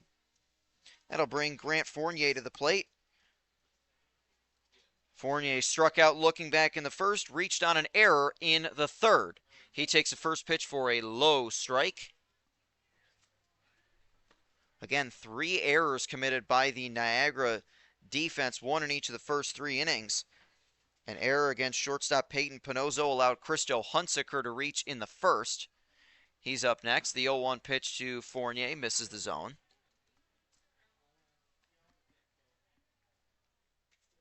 Other 2 errors were a bobble out and left by Jordan Gallo that allowed Brady Smith to get to second shortly before the Cooper Tarley home run. 1-1 pitch to Fournier misses for ball 2.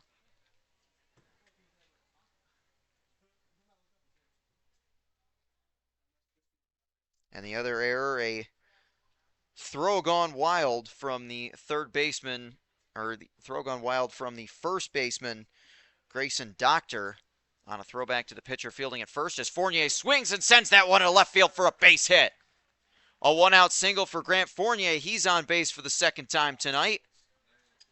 5th hit of the game for the Oilers, and they've got themselves a 1-out base runner. So Christo Hunsaker comes to the plate. Again, as mentioned, Hunsaker reached base on a wild throw from shortstop Peyton Pinozzo in the first inning.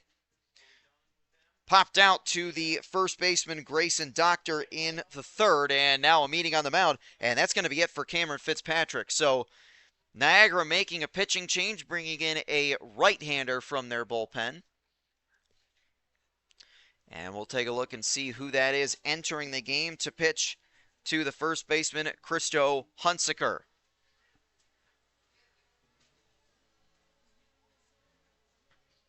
So it'll be the right-hander number 17, Jordan Seifendilis, to come in and pitch for Niagara. So the Oilers 1 on and 1 out as Jordan Seifendilis completes his warm-up tosses. We'll take a short pause.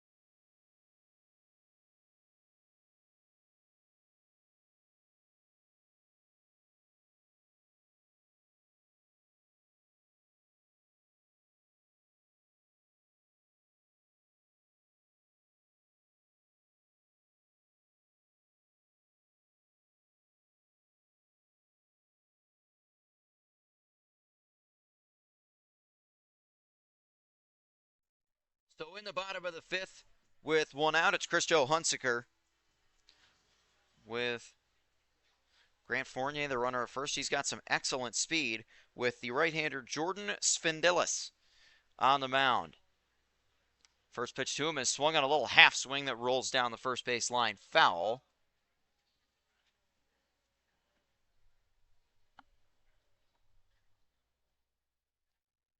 So originally a left-hander getting the start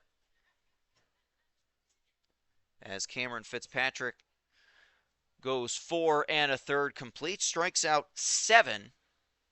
Other than the 3-run home run to Cooper Tarley, did not allow a run. 0-1 pitch is in there for a strike.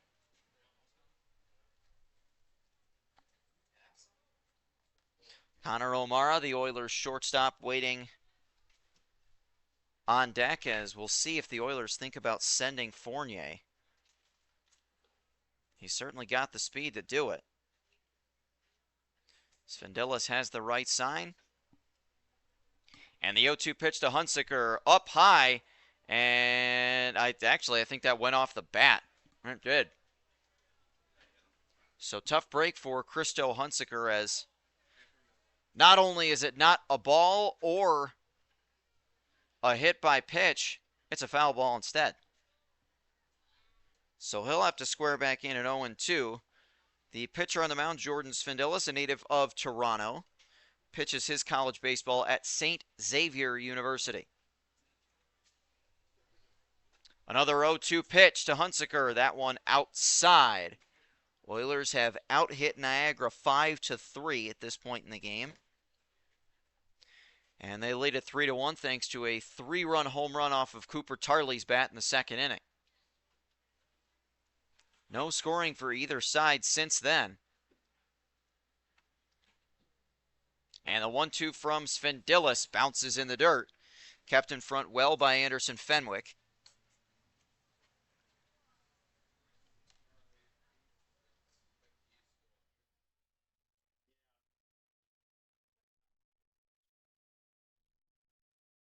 Fournier a short lead off of first.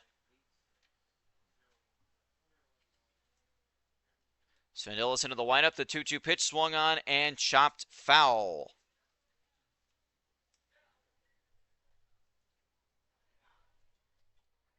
So both of these teams at home tomorrow, with the Oilers hosting the Batavia Muck Dogs at 4 o'clock. The Niagara Ironbacks are hosting a doubleheader against the Elmira Pioneers. That doubleheader getting started at 1 o'clock tomorrow afternoon.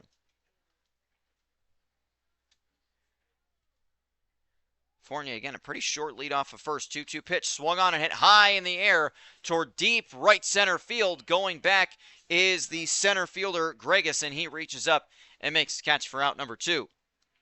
Well struck by Hunsaker, but he hit it to the deepest part of the ballpark.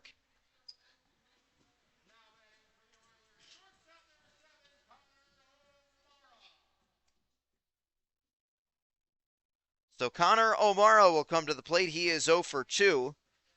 O'Mara, one of only 2 Oilers who has not reached base yet tonight.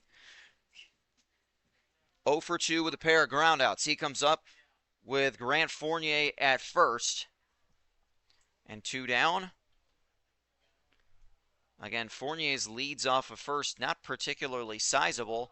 O'Mara swings the first pitch and lifts it in the air out toward left. And that will be caught by Jordan Gallo out in left field. So the Oilers get a single from Grant Fournier, nothing else. We make our way to the 6th inning at Bradner Stadium. Oilers lead the Niagara Ironbacks 3-1.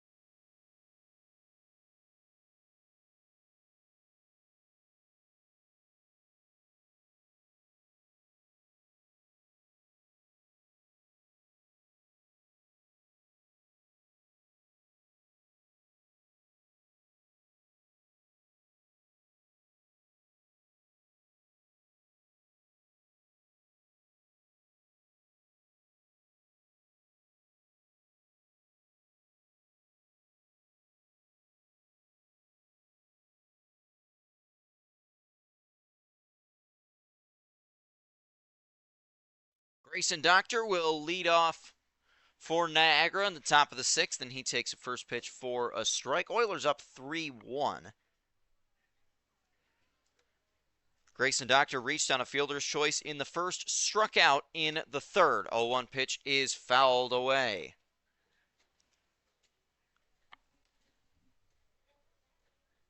We'll see Doctor followed by Josh Bullock and Cooper Martin in this inning. Xander Jendix out there for another inning of work. He's pitched quite well to this point, and again, as if illustrating that point, strike 3 rings up Grayson Doctor for out number 1. Second strikeout for Xander Jendix. He's done a fantastic job. And Doctor is a strikeout victim for the second time tonight.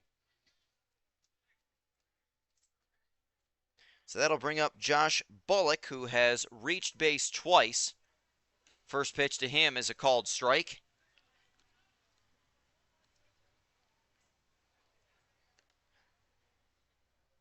Bullock walked in the first inning, was hit by a pitch in the third. 0-1 pitch to him, swung on and popped up. That will go out of play.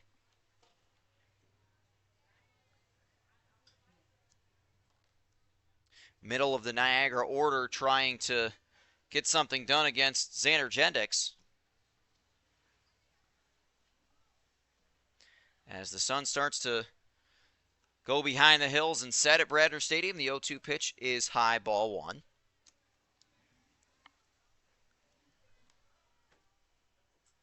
Now again, it's a small sample size. This is only the third game of the year for Niagara, but Josh Bullock has been excellent. 1-2 pitch swung on and sent foul down the right field line. Coming in it tonight in 2 games, and he had started one of those games. 4 total bases, 2 runs driven in, 2 hits, both of them doubles. And a walk as the 1-2 pitch is cut on and missed. Back-to-back strikeouts for Jendix in 3 so far for him tonight.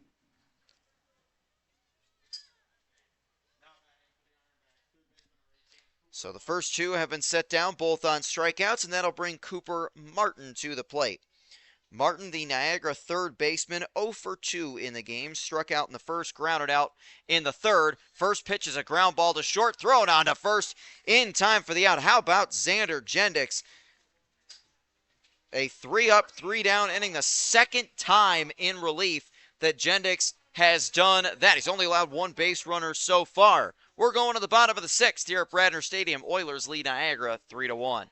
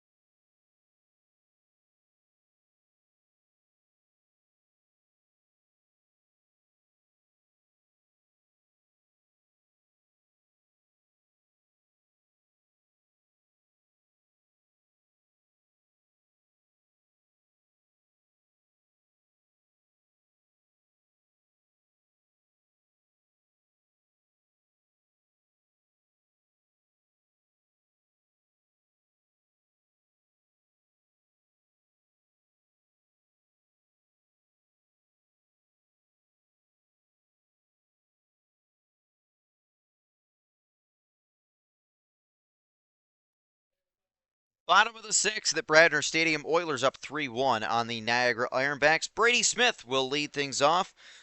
Another inning of work for the right-hander Jordan Sefandelis.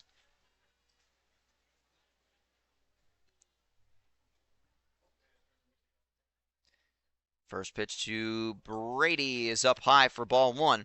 Oilers will send their 6, 7, and 8 hitters to the plate in this bottom of the 6th. It'll be Smith followed by Brian Fleming and Cooper Tarley. Those three have been very good with the bats so far in this game. The 1-0 pitch swung on and fouled back. Brady is 2 for 2 in the game, singled, got to second on a bobble out in left field by Jordan Gallo, and came around to score on the Cooper Tarley home run. Brady also led off the bottom of the 4th with a single. 1-1 pitch to him is taken low and away, ball 2.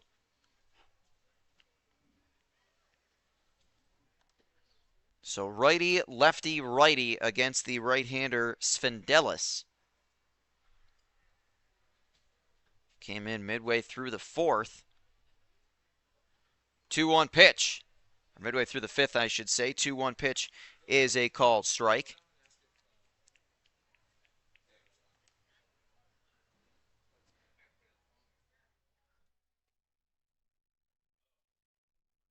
So Smith squaring in. Svendelis has the sign he wants from Anderson Fenwick, and the 2-2 pitch on its way. Swing and a miss. Brady Smith strikes out. So Svendelis picks up his first strikeout. Brady Smith is set down for the first time in the game. Then it'll bring up Brian Fleming. Fleming has reached base twice tonight. He was hit by the first pitch he saw back in the bottom of the 2nd inning. Came around to score on the Cooper Tarley home run. Singled in the 4th and was left on base. Nobody on and 1 out for him. First pitch on its way to him is a called strike on the inside corner. Abby 574.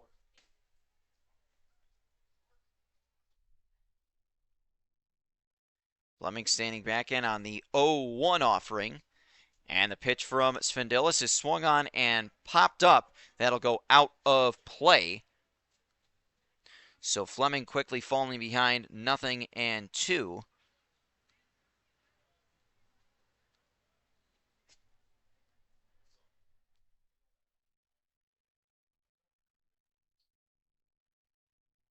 Svendelis standing in 0-2 to the left-hander, Brian Fleming.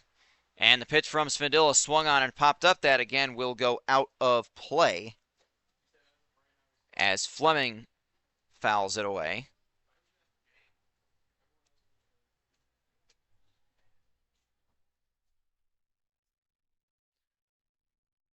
Fleming behind in the count, looking to shorten up against Svendelis.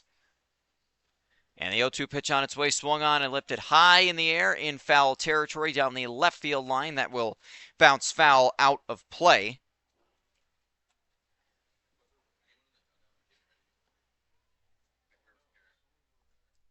So Fleming again behind 0-2. Oilers have been pretty good with 2 strikes this year. Been very selective at the plate.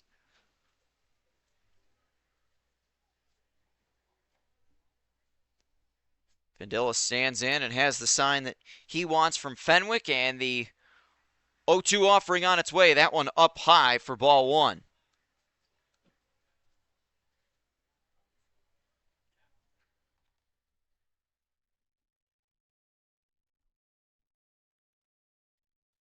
For any fans watching at home, we are aware of the video issue as that one is hit on the ground and up the middle, a base hit. Brian Fleming on base for the 3rd time tonight. 6th hit of the game for the Oilers. So a 1-out base runner and Fleming.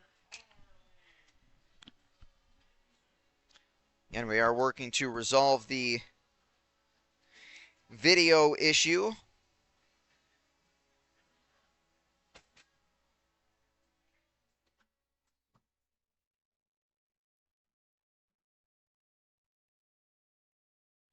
So that'll bring up Cooper Tarley with 1 on and 1 out. First pitch to Tarley here is inside and it hits him. So Cooper Tarley on base for the 2nd time in the game as he's hit by the first pitch he sees, and the Oilers have 2 on with 1 out.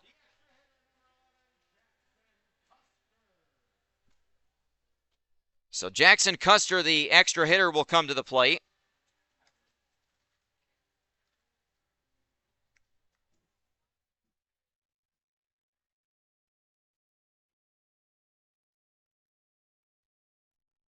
Bottom of the 6th with 1 out, and the left-handed hitting Jackson Custer looking to reach base for the second time.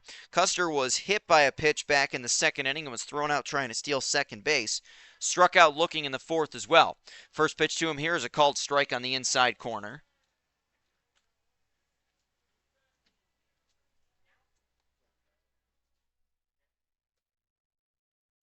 Harley taking his lead off of first, as well as Brian Fleming off of second. That one swung on and pulled down the first base line, just foul. So 0-2 the count on Jackson Custer, hoping to keep that line moving. Oilers have 2 on and 1 out, looking to add to a 3-1 lead.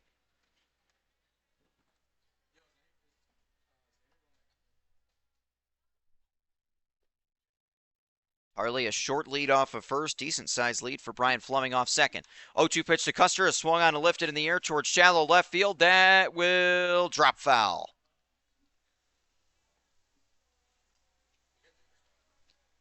Looked like for a second it was maybe going to hook back fair, but ultimately drops in foul territory. So Custer will get another shot behind 0-2. Take a look at some of the other scores going on across the PGCBL tonight.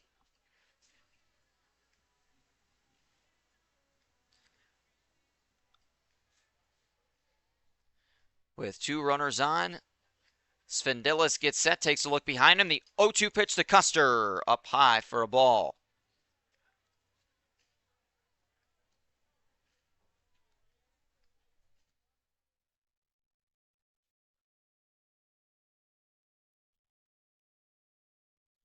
So 1 ball and 2 strikes to Jackson Custer. Svendelis taking a look behind him. And the pitch on its way. Strike 3 called on the inside corner. Custer not able to pull the trigger. He thought that was ball 2. Ultimately, it's strike 3. So second strikeout of the inning for Jordan Svendelis. Second strikeout tonight for him as well.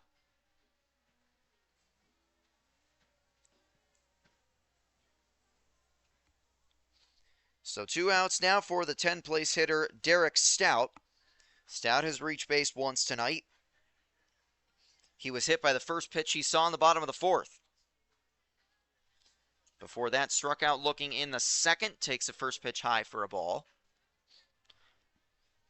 Oilers have double the hits of Niagara, out hitting the Ironbacks 6-3 to this point.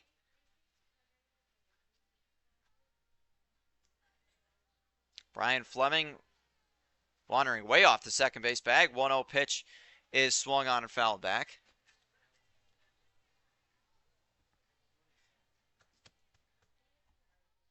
Fleming at second, Cooper Tarley at first. Taking a look at some of the other games in the PGCBL, the Auburn Doubledays have opened up an 11-3 lead on the Newark Pilots in the top of the 6th. This is a night after a Mercy Rule win in 8 innings.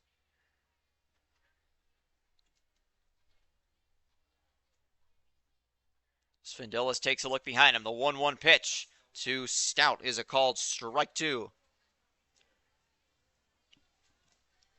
Top of the 5th inning in Elmira. The Pioneers have a 6-1 lead over the Geneva Red Wings.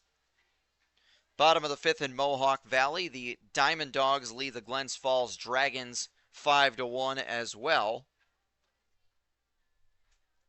1-2 pitch from Svendelis. Swung on and hit high in the air. Out to deep left center. This is going back. This could be trouble. And it drops. It drops as Michael Gregg is trying to make a diving catch. 1 run scores. Here goes Stout for third. The throw into third is not going to be in time. It's a 2-run triple off the bat of Derek Stout, and the Oilers lead 5-1. 7th hit of the game, and 2 come home to score a 2-strike, 2-out triple. That one given a ride and just dropped. Michael Gregas, give him credit. He made a great effort to try and make a sliding catch, but ultimately not able to. Fleming and Tarley both score.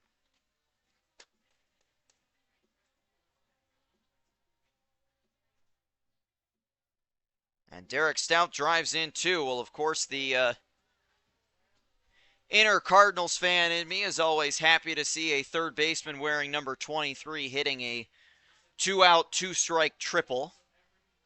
Although the circumstances of this game a little bit different than Game 6 of the 2011 World Series, as Williams swings and misses the first pitch.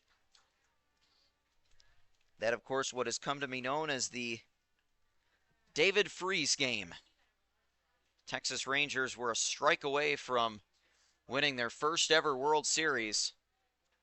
David Freese and the Cardinals said not so fast, but the Rangers would get their first title in 2023. 0-1 pitch to Dana Williams is just high, ball 1.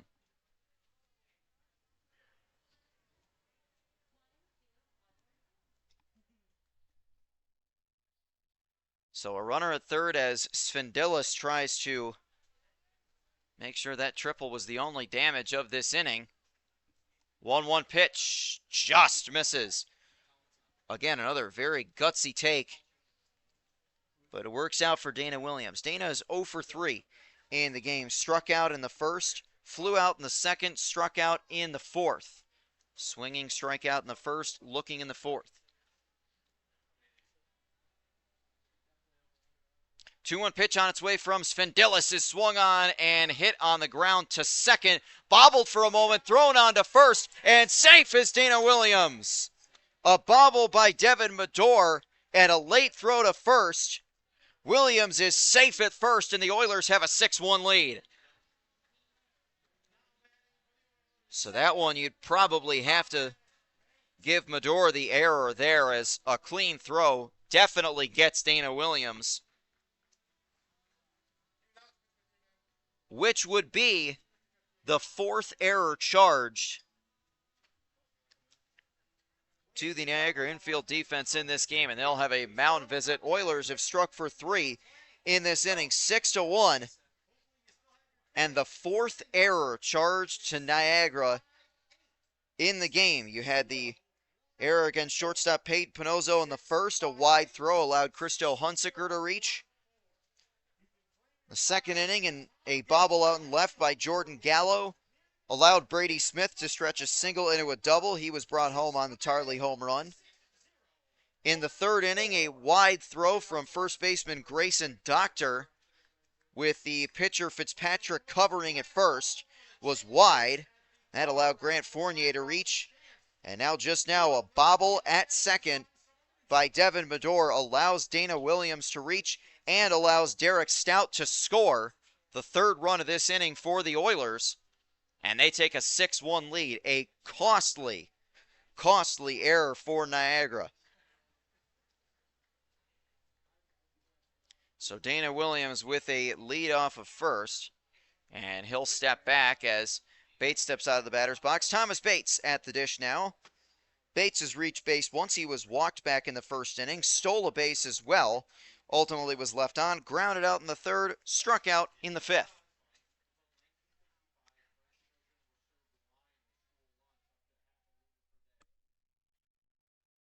Dana Williams a short lead off first. First pitch to Thomas Bates is swung on and fouled back.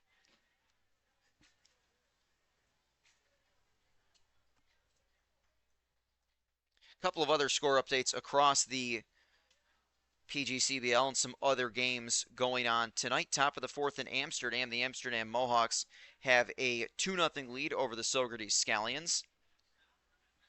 And bottom of the 6th in Utica as Bates swings and hits this one on the ground. That is snared by Svendilis. Throw on to first in time. But a 2-run triple for Derek Stout brings home 2. And he scores himself on the 4th Niagara error of the game. We're going to the 7th inning at Bradner Stadium. Oilers have opened up a 6-1 lead on the Niagara Ironbacks.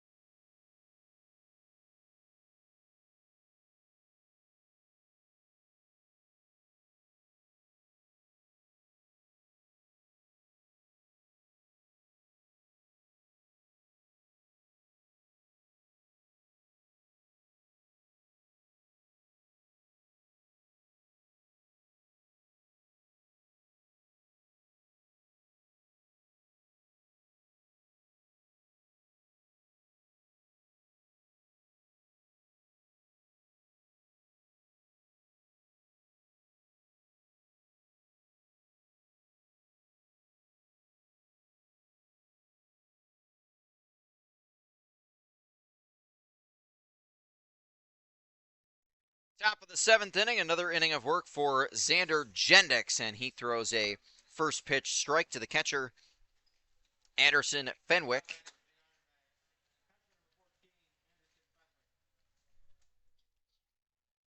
Fenwick swings and fouls this off, so looks like we've got a pinch hitter in the game in place of Fenwick. That is number 23, Kieran Cutler. So we'll see if he will take over defensively as well. 0-2 the count on Kieran Cutler, and he swings and hits this one to right and caught by Brian Fleming. By Thomas Bates, that too. Liner, good job by Bates to grab that. So yeah, it was Kieran Cutler pinch hitting. So Jendix records the first out of the top of the 7th. And with Jordan Gallo at the plate, first pitch is a strike. Gallo was walked in the 2nd and grounded out in the 4th. He checks his swing, ultimately did not go, ball 1. Jordan Gallo, the left-handed bat.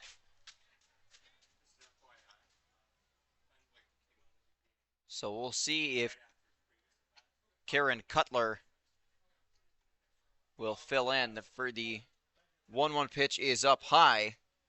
So we're being told that Kieran Cutler has been in the game for a little while behind the plate. Fenwick came out after his previous plate appearance. So it is Kieran Cutler. 2-1 pitch to Jordan Gallo is a called strike. Gallo trying to reach base for the 2nd time tonight. 2-2 pitches swung on and hit on the ground. That's past Thomas Bates, base hit. 4th hit of the game for Niagara. It's a 1-out single off the bat of Jordan Gallo, who reaches base for the 2nd time tonight. So the extra hitter, Mateo Sursta, will come to the plate with 1 on and 1 out. Sursta singled his first time up. That was back in the 2nd inning. And grounded out in the 4th.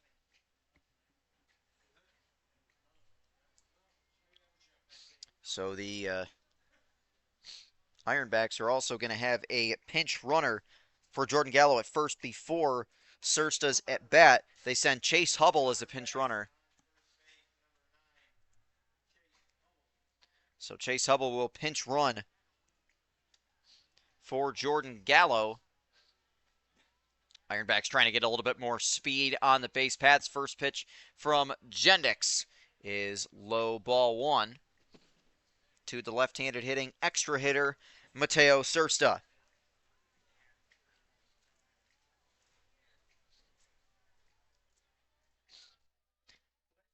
Chase Hubble had a stolen base earlier for the Muck Dogs. The 1-0 pitch is in there for a strike, so he's got 1 on the season. Muck Dogs trying to get some extra speed. Just get something going offensively. Now trailing 6-1. 1-1 pitch to Sursta off the plate, ball 2.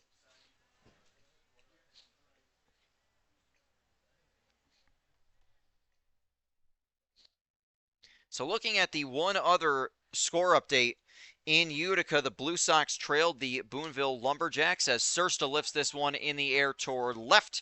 Cooper Tarley has it for out number 2.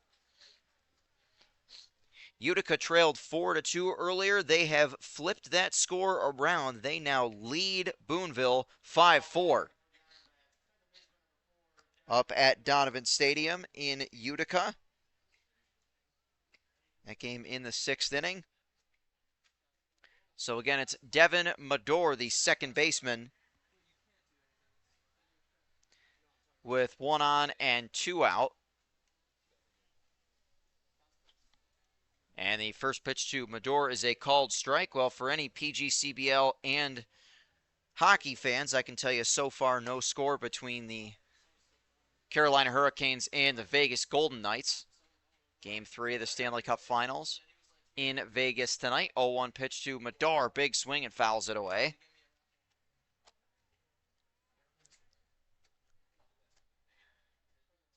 So Xander Jendix has been a flamethrower for the Oilers since coming in relief. Brennan Rose started this game, pitched the first 3 innings. Got out of a couple tough jams, only allowed 1 run. 0-2 from Jendix. That one misses high and inside.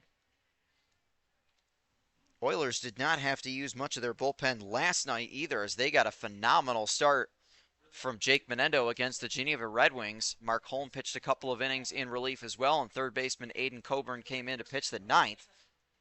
Got a couple strikeouts in that 9th inning. 1-2 from Jendix is lifted in the air out towards left center field. This is going to get down in the gap. Hubble going to third. He's going to round and score, and that's going to be an RBI double for Devin Medor, the 10-spot hitter. So Niagara has scored their first run since the 2nd inning. 5th hit of the game. It's a 2-out, 2-strike RBI double for Devin Medor.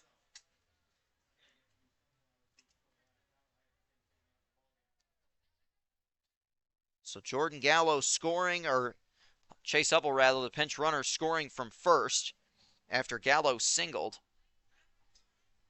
And it's a 6-2 ball game.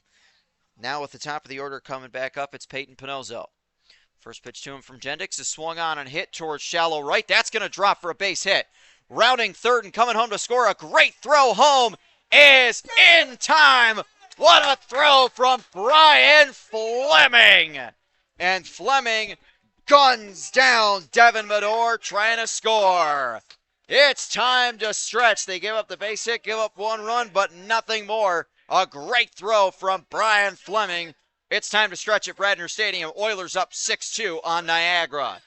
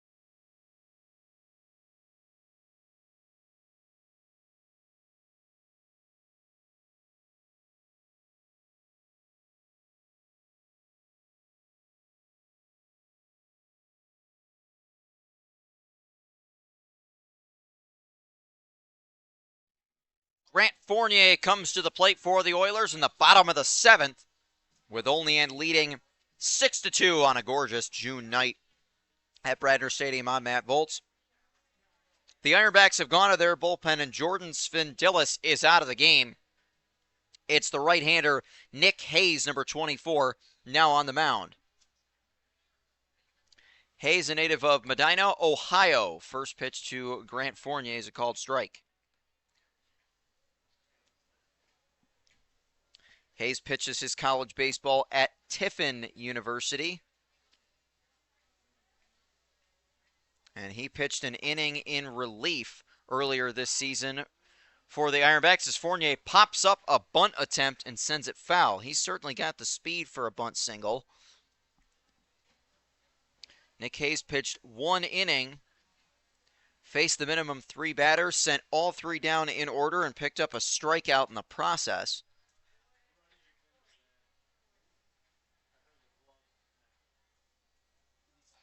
So Fournier stands back in. And the 0-2 pitch from Hayes. Inside, ball 1. Oilers will send Fournier, Christo Hunsaker, and Connor O'Mara to the plate in the bottom of the 7th, trying to add on to a 6-2 lead. And the 1-2 on its way to Fournier. Up high, ball 2. So Grant's done a nice job to not chase anything outside the zone. Again, it is Kieran Cutler behind the plate for the Ironbacks, and he's been in for some time. 2-2 pitch to Fournier, swung on and missed, and Nick Hayes picks up the strikeout. Fournier strikes out for the 2nd time tonight, and Christo Hunsaker will get a turn at the plate. Hunsaker reached on an error by shortstop Peyton Panozzo, a wide throw back in the 1st inning. He popped out to the first baseman Grayson Doctor in the 3rd and flew out to center fielder Michael Gregus in the 5th. So 0 for 3, but has reached base once. First pitch to Christo, misses for ball 1. Oilers have out-hit Niagara now 7-5 in the game. And, of course, the Ironbacks defense has had a rough night. 4 errors committed in total this evening. 1-0 pitch from Hayes, swung on and popped up into shallow left. Coming on is Gallo, and he will make the catch in foul territory for out number 2. So Nick Hayes coming into the game and quickly setting down the first 2. And Connor O'Mara steps up to the batter's box with a different walk-up song. I Never Lie by Zach Top, an excellent walk-up song if I do say so myself. Connor O'Mara 0 for 3 tonight, grounded out in the 1st inning, grounded out in the 3rd, and flew out in the 5th. That's what the baseball world needs, is more wonderful classic country songs as walk-up songs. First pitch to O'Mara is low. A couple of years ago, we've had some players who have had some very fun walk-up songs. One player I recall had "Man, I Feel Like a Woman" by Shania Twain as his walk-up song, which was my personal favorite. Would also probably be mine. 1-0 pitch to O'Mara is taken inside, ball 2.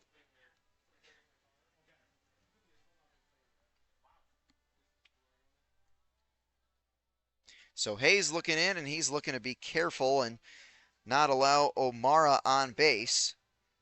O'Mara is the only Oiler who has not reached yet. 2-0 pitch to him from Hayes. O'Mara swings and fouls that one off.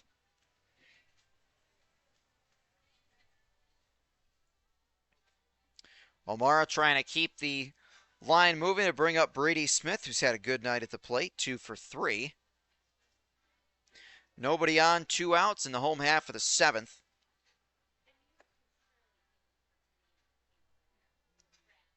Hayes gets set. The 2-1 pitch swung on and pulled down the line, just foul.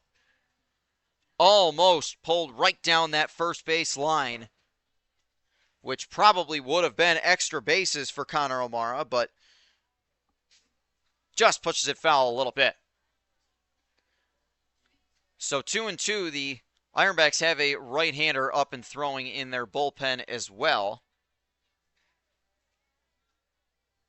That appears to be the right-hander Caleb Locatelli, but for now it is Nick Hayes. 2-2 pitch to O'Mara, swung on and hit in the air toward right. That is foul. Boy, another one sent to right that very close to possibly even being a double, but ultimately O'Mara heads back to the batter's box at 2-2. Connor, a left-handed bat for the Oilers, native of Colbert, Georgia, going into his freshman year at Wofford. And the 2-2 pitch from Nick Hayes swung on and fouled back. It's always interesting how the players from areas far away are able to find the PGCBL. Of course, it's not necessarily a surprise when you get players from close by. You get a bunch of players who come from Mercyhurst or SUNY Niagara. And the 2-2 pitch swung on and fouled back. But then you've got some players who come from rather far away. For example, the man on deck, Brady Smith, coming all the way from Fulham, Australia, although that somewhat makes sense that he'd find his way to the PGCBL, playing his college baseball not far away at Gannon. Oilers have a handful of players from very far away. Think about a couple players from down in South Carolina, some from down in Georgia and Tennessee. And then Thomas Bates from about 5 minutes from Bradner Stadium. The 2-2 pitch hops in the dirt. I don't know if it's quite 5 minutes, but he is from Olean. So the count goes full on Connor O'Mara. Oh, of course, Thomas Bates, not the only Olean native on the team. Pitcher Austin Miles, who we've not seen at Bradner Stadium yet. Finishing up his senior year at Olean. 3-2 pitches line into right field for a base hit. O'Mara is on base. And a great plate appearance. He's rewarded. 8th hit of the night for the Oilers. And the first one of the game for Connor O'Mara. And every batter in the Olean lineup has reached base at least once.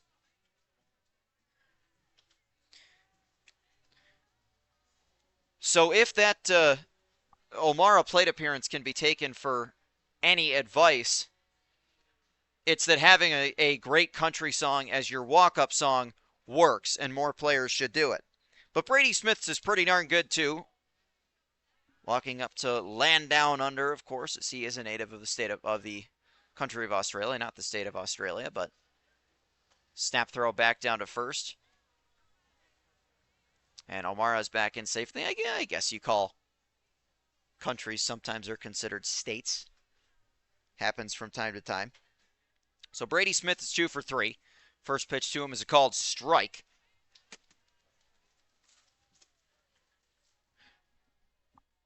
Brady singled in his first plate appearance back in the bottom of the second. It was a single that a bobble out in left field by Jordan Gallo allowed him to advance to second. Got a ride home on the Cooper Tarley home run. Another check on O'Mara at first. He's back in safely. Brady also led off the bottom of the fourth with a single. He was ultimately left on base. Led off in the bottom of the sixth and struck out. 0-1 pitch swung on and missed. And O'Mara's going to snag second base without a throw.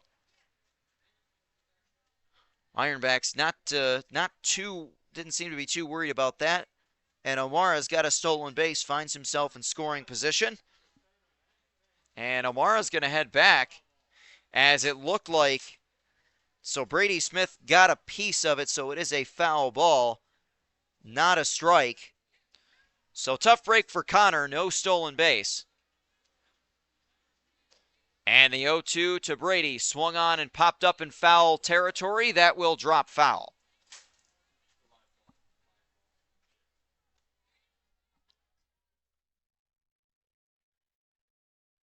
So scratch the stolen base. Connor O'Mara still at first, 0-2. And 2 outs to the right-handed hitting catcher, Brady Smith. We'll see if the Oilers will send out Xander Jendix out there for another inning of work. He has been absolutely fantastic in 4 innings of relief tonight. O'Mara, decent lead off of first. Hayes into the windup. There goes O'Mara. The pitch inside. And now O'Mara's got a stolen base without a throw. So they took one away from him, and Connor gets it right back. Doesn't count for 2 stolen bases, but still counts for a runner in scoring position. 1 ball and 2 strikes. O'Mara's going for third, and the pitch is cut on and missed by Brady Smith. So a runner left in scoring position. We are headed to the 8th inning at Bradner Stadium. Oilers lead the Niagara Ironbacks 6-2.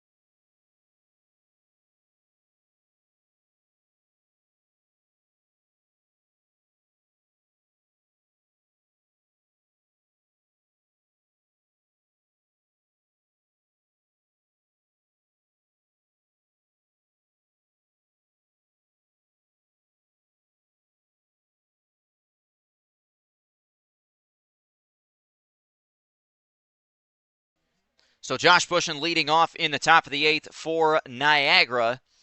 Xander Dendix's night in relief is finished. He was absolutely fantastic in 4 innings of work. Absolutely terrific. So he'll give way to another right-hander. Bryson Huar, the righty, and the 1-0 pitch is in there for a strike. So Huar will face the 2, 3, and 4 batters. Josh Bushin, Michael Gregus, and Grayson Doctor, the 2, 3, and 4 hitters. 1-1 pitch is a strike called. And Huar throws with the submarine underhand type of delivery. He's a redshirt senior at Charleston Southern, native of Strattonville, Pennsylvania. And the 1-2 pitch from Huar, swing and a miss, he struck him out.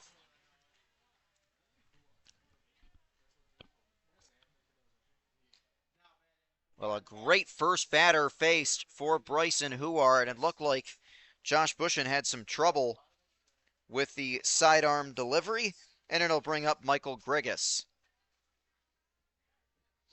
Gregus grounded out in the first, reached on an error by Oilers shortstop Connor O'Mara in the third, stole a base as well, and grounded out again in the 5th. First pitch to him from Huar, just misses low.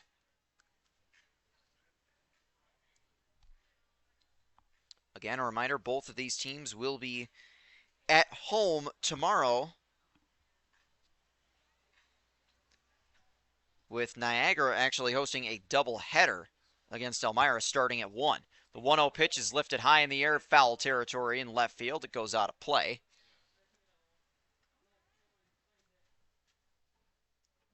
Niagara hosting Elmira in that doubleheader. Oilers will be at home facing the Batavia Muck Dogs at 4 o'clock tomorrow.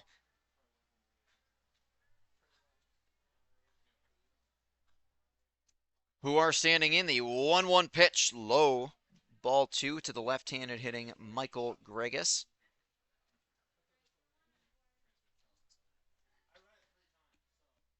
Top of the 8th inning in Auburn. The Auburn Doubledays have an 11-4 lead over the Newark Pilots.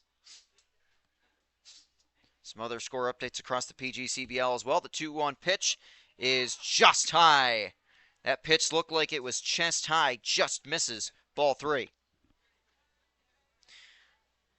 And speaking of the Elmira Pioneers, Niagara's opponent for tomorrow, they lead the Geneva Red Wings 7-1 in the bottom of the 6th in Elmira. Top of the 7th in Mohawk Valley as well.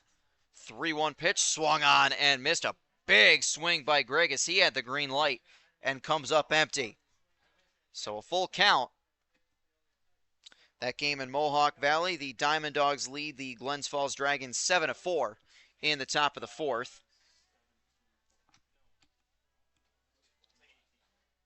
3-2, the pitch to Gregus. Strike 3 called, he rung him up. Gregus thought he had ball 4, it's strike 3. And how about Bryson Huar, back-to-back strikeouts coming in relief. So Grayson Doctor will come in. Doctor reached on a fielder's choice in the first, struck out in the third, struck out again in the 6th. Once swinging, once looking. Nobody on and 2 outs. Got a couple of other score updates from other games in the PGCBL as well. First pitch from Huar is outside. Top of the 5th inning in Amsterdam. The Amsterdam Mohawks lead the Socrates Stallions 4-0. And a great game in Utica that's in the bottom of the 7th. Game that's gone back and forth, leads changed hands a few times. 1-0 pitch from Huar's inside for ball 2. This was a game that the Boonville Lumberjacks led most of the way. Utica took the lead earlier, and Boonville has tied it right back up. Bottom of the 7th inning, the Boonville Lumberjacks and Utica Blue Sox tied at 5. 2-0 pitch from Huar, swung on and sent foul.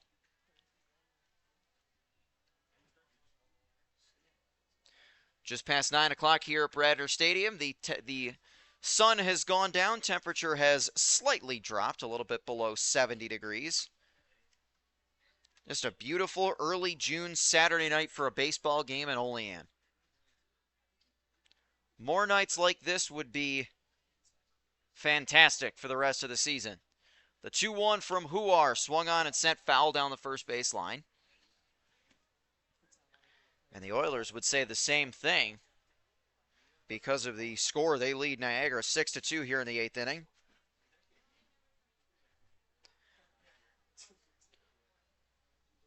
Huar trying to send Doctor down and send the Ironbacks down in order. Huar stands in. A 2-2 pitch. Up high, ball 3. So we've seen back-to-back full counts. That has not been something we've seen a whole lot of in the game tonight for either team. A lot of swinging early in counts by both the Oilers and Ironbacks.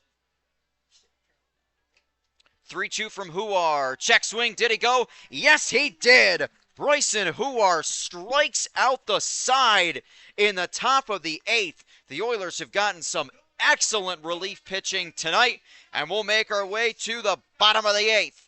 Oilers trying to add on one more time before heading to the 9th. They lead Niagara 6-2.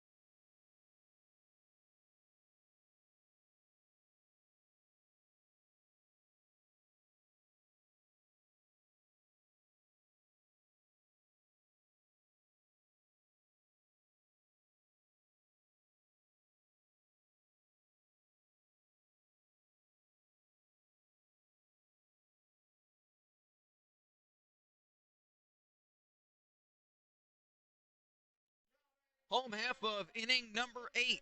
Oilers leading 6-2 and hoping to add on to that before we head to the 9th.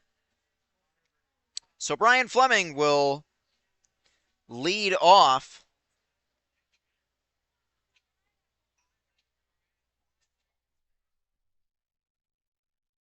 First pitch to Fleming is swung on and hit to right field. That's down for a base hit. Brian Fleming attacking on the first pitch and picks up the Oilers' 9th hit of the game.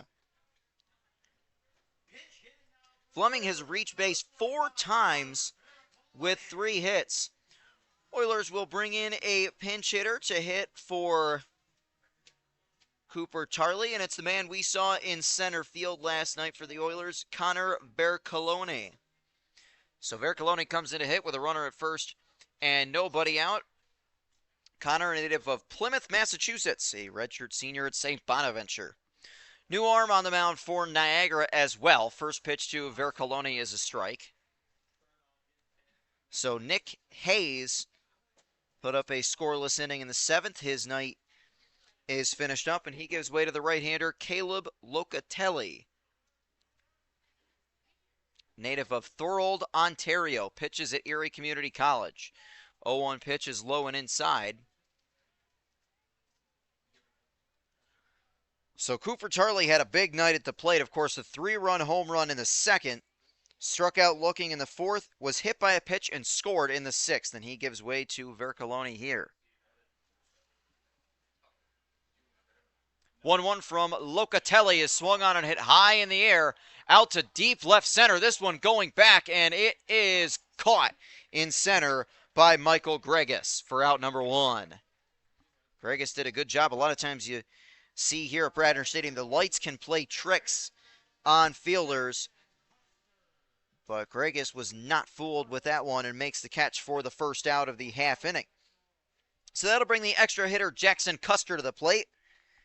Custer was hit by a pitch back in the 2nd and was thrown out trying to steal second. Struck out looking in both the 4th and 6th innings. Custer swings at the first pitch and pulls it foul.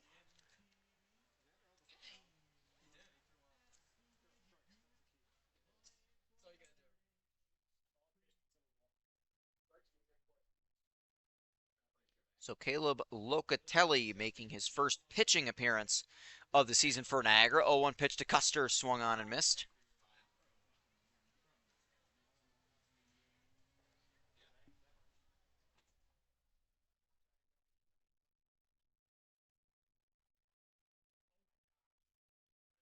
So Custer stands back in as Locatelli gets the sign he wants from the catcher, Kieran Cutler. And the windup and the 0-2 pitch. Custer swings and fouls it back. He'll stay alive for one more.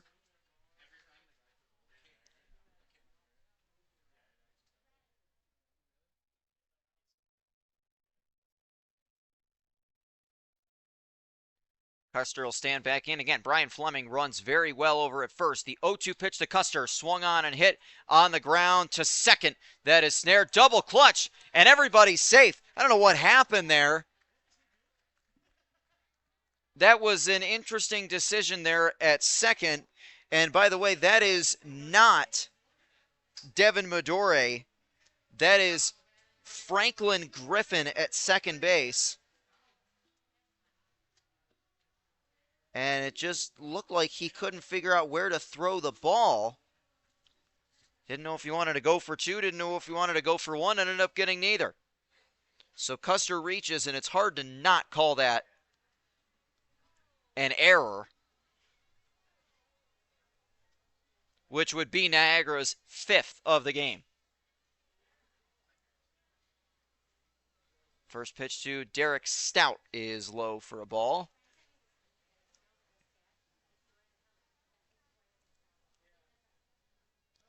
So it's been a rough night for the infield defense of the Niagara Ironbacks. Derek Stout has had a solid game at the plate, struck out looking back in the 2nd, but has reached in each of his last 2 plate appearances. 1-0 to him, bounces and goes all the way back to the backstop, and both runners will advance. That's something we really have not seen much of tonight for either team.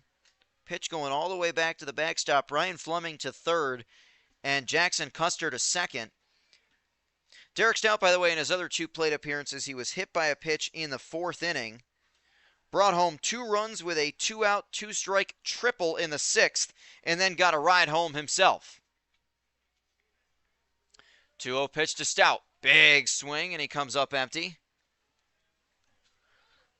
By the way, for any hockey fans watching the broadcast tonight, end of the first period of Game 3 of the Stanley Cup Final out in Vegas. Carolina and Vegas are scoreless with the series tied at 1 game apiece. 2-1 pitch, swung on and lifted in the air out to shallow left center. This is playable and nearly a collision, but it's caught by the shortstop Peyton Panozzo.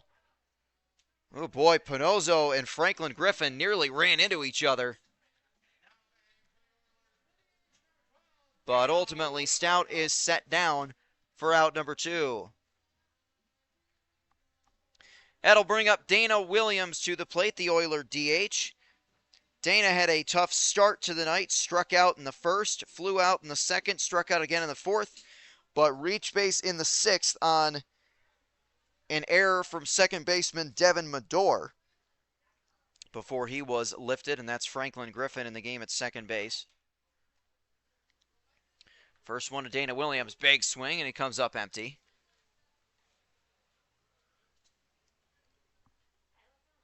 Well, to paraphrase from the great Dolly Parton, the Oilers have out-hit Niagara 9-5 in this game. They've got Brian Fleming at third, Jackson Custer at second. 0-1 pitch to Dana Williams is low and inside, ball 1. Thomas Bates waiting on deck if Williams can extend this home half of the 8th before the Oilers try and close things out in the 9th. 1-1 pitch from Locatelli is taken high, ball 2.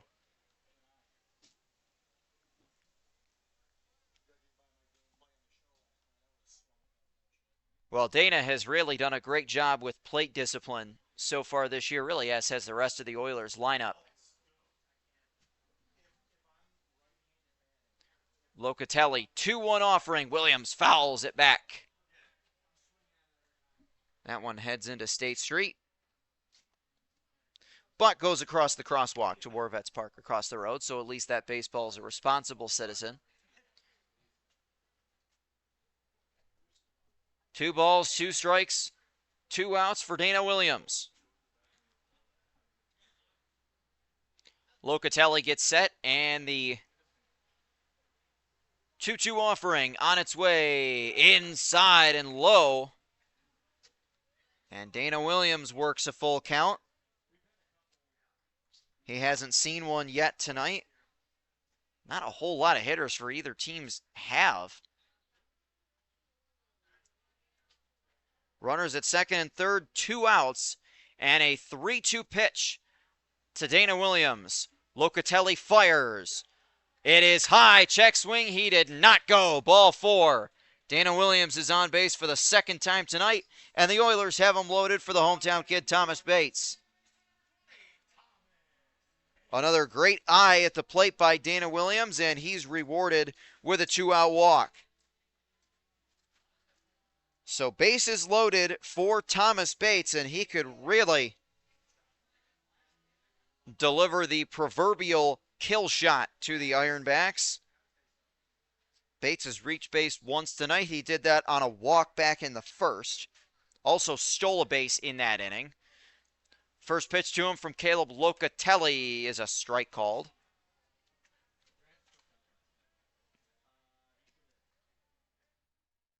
Bates was left on base back in that 1st inning, grounded out in the 3rd, struck out in the 5th, grounded out in the 6th.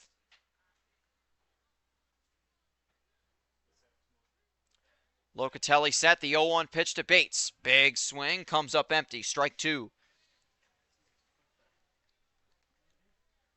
Well, Thomas Bates has seen a lot of the plate. just by the nature of his positioning in the order and how the offense has gone tonight. Locatelli set, and the 0-2 two-out pitch to Bates. That hit him! Bates is hit by the pitch, and it's 7-2 Oilers. Oh, man, you talk about a crushing mistake. Not only a two-out hit by pitch, but a two-out, two-strike hit by pitch with the bases loaded. Bates is on base for the second time. Brian Fleming trots home. A massive mistake in a night that in the bottom of innings has really kind of been full of them for Niagara. There have been a lot of sloppy play, and if that sounds a bit hyperbole, I'll leave it to you with this. The Ironbacks have as many hits as they do errors in this game. First pitch to Fournier, swung on and missed. And that is a true statistic by my count. The Ironbacks have 5 hits in the game. They've also committed 5 errors. Jackson Custer, the runner at third. Dana Williams at second. Thomas Bates at first. 0-1 pitch to Fournier, called strike 2. Well, a moment ago, the Oilers were 0-2 and 2 outs, and Thomas Bates was hit by the pitch to bring a run home. I do believe that does count as an RBI for Bates, too. 0-2 pitch from Locatelli. Swing and a miss. Fournier strikes out. So the Oilers do leave him loaded, but they bring home one on a bases-loaded hit by pitch. To quote the great announcer John Rooney, let's hold him and go home. Oilers are 3 outs away from their second straight win. They lead Niagara 7-2, headed to the ninth.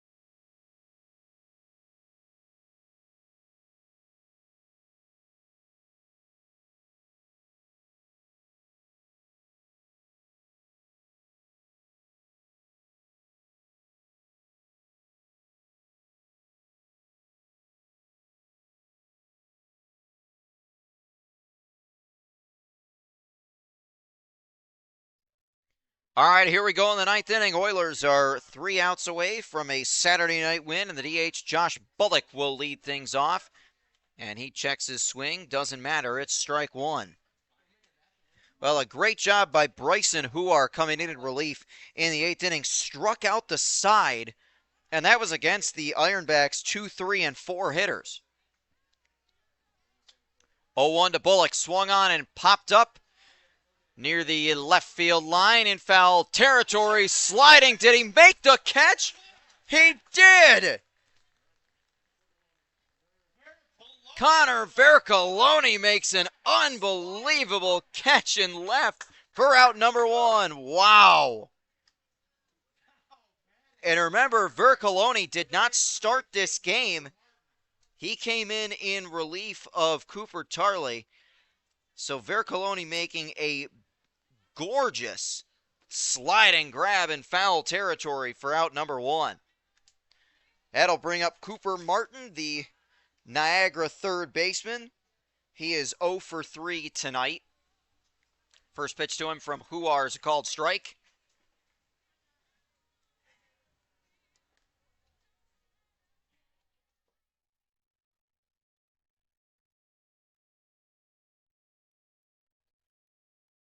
Huar takes a look in, and the 0-1 pitch on its way. Swing and a miss.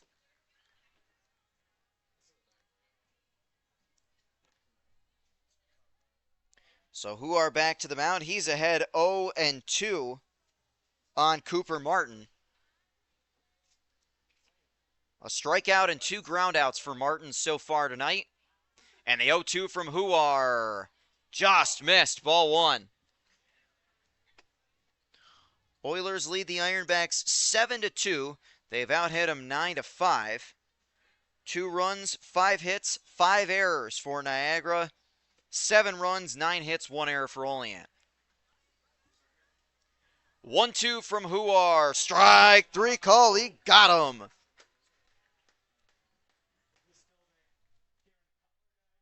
So a strikeout there looking, and the Ironbacks are down to their final out. So it'll bring Kieran Cutler to the plate.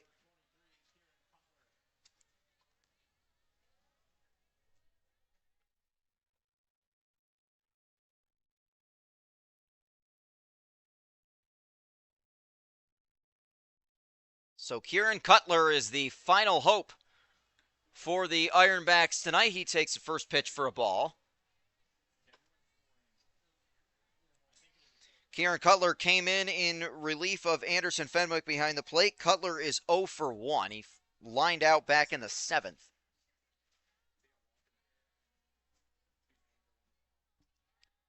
One-0 pitch from Huar. Just missed. Ball 2.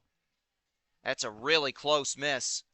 Again, that's the thing about, that we've seen a lot from the Oilers pitchers so far in the early going. When they miss the zone, they do not miss by much.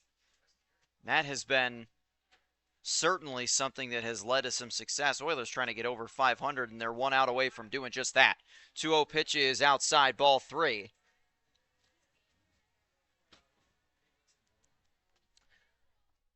Jordan Gallo waiting on deck for Niagara if Kieran Cutler can find his way on.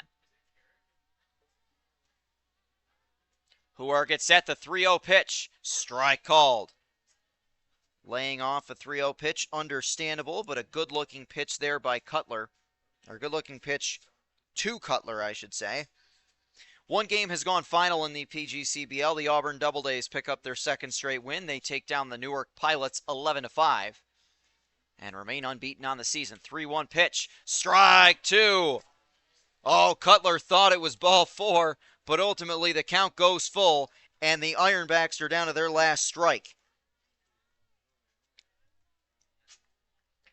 Bryson Huar trying to hold him off and send the Oiler fans home happy for the 2nd straight night.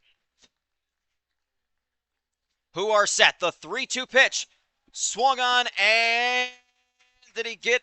Yes, strike 3. Swung on and missed. 6 up, 6 down in total for Bryson Huar. The Oilers get some outstanding pitching out of their bullpen and a solid start for Brendan Roche as well. And the Oilers win their 2nd straight game. They beat Niagara 7-2.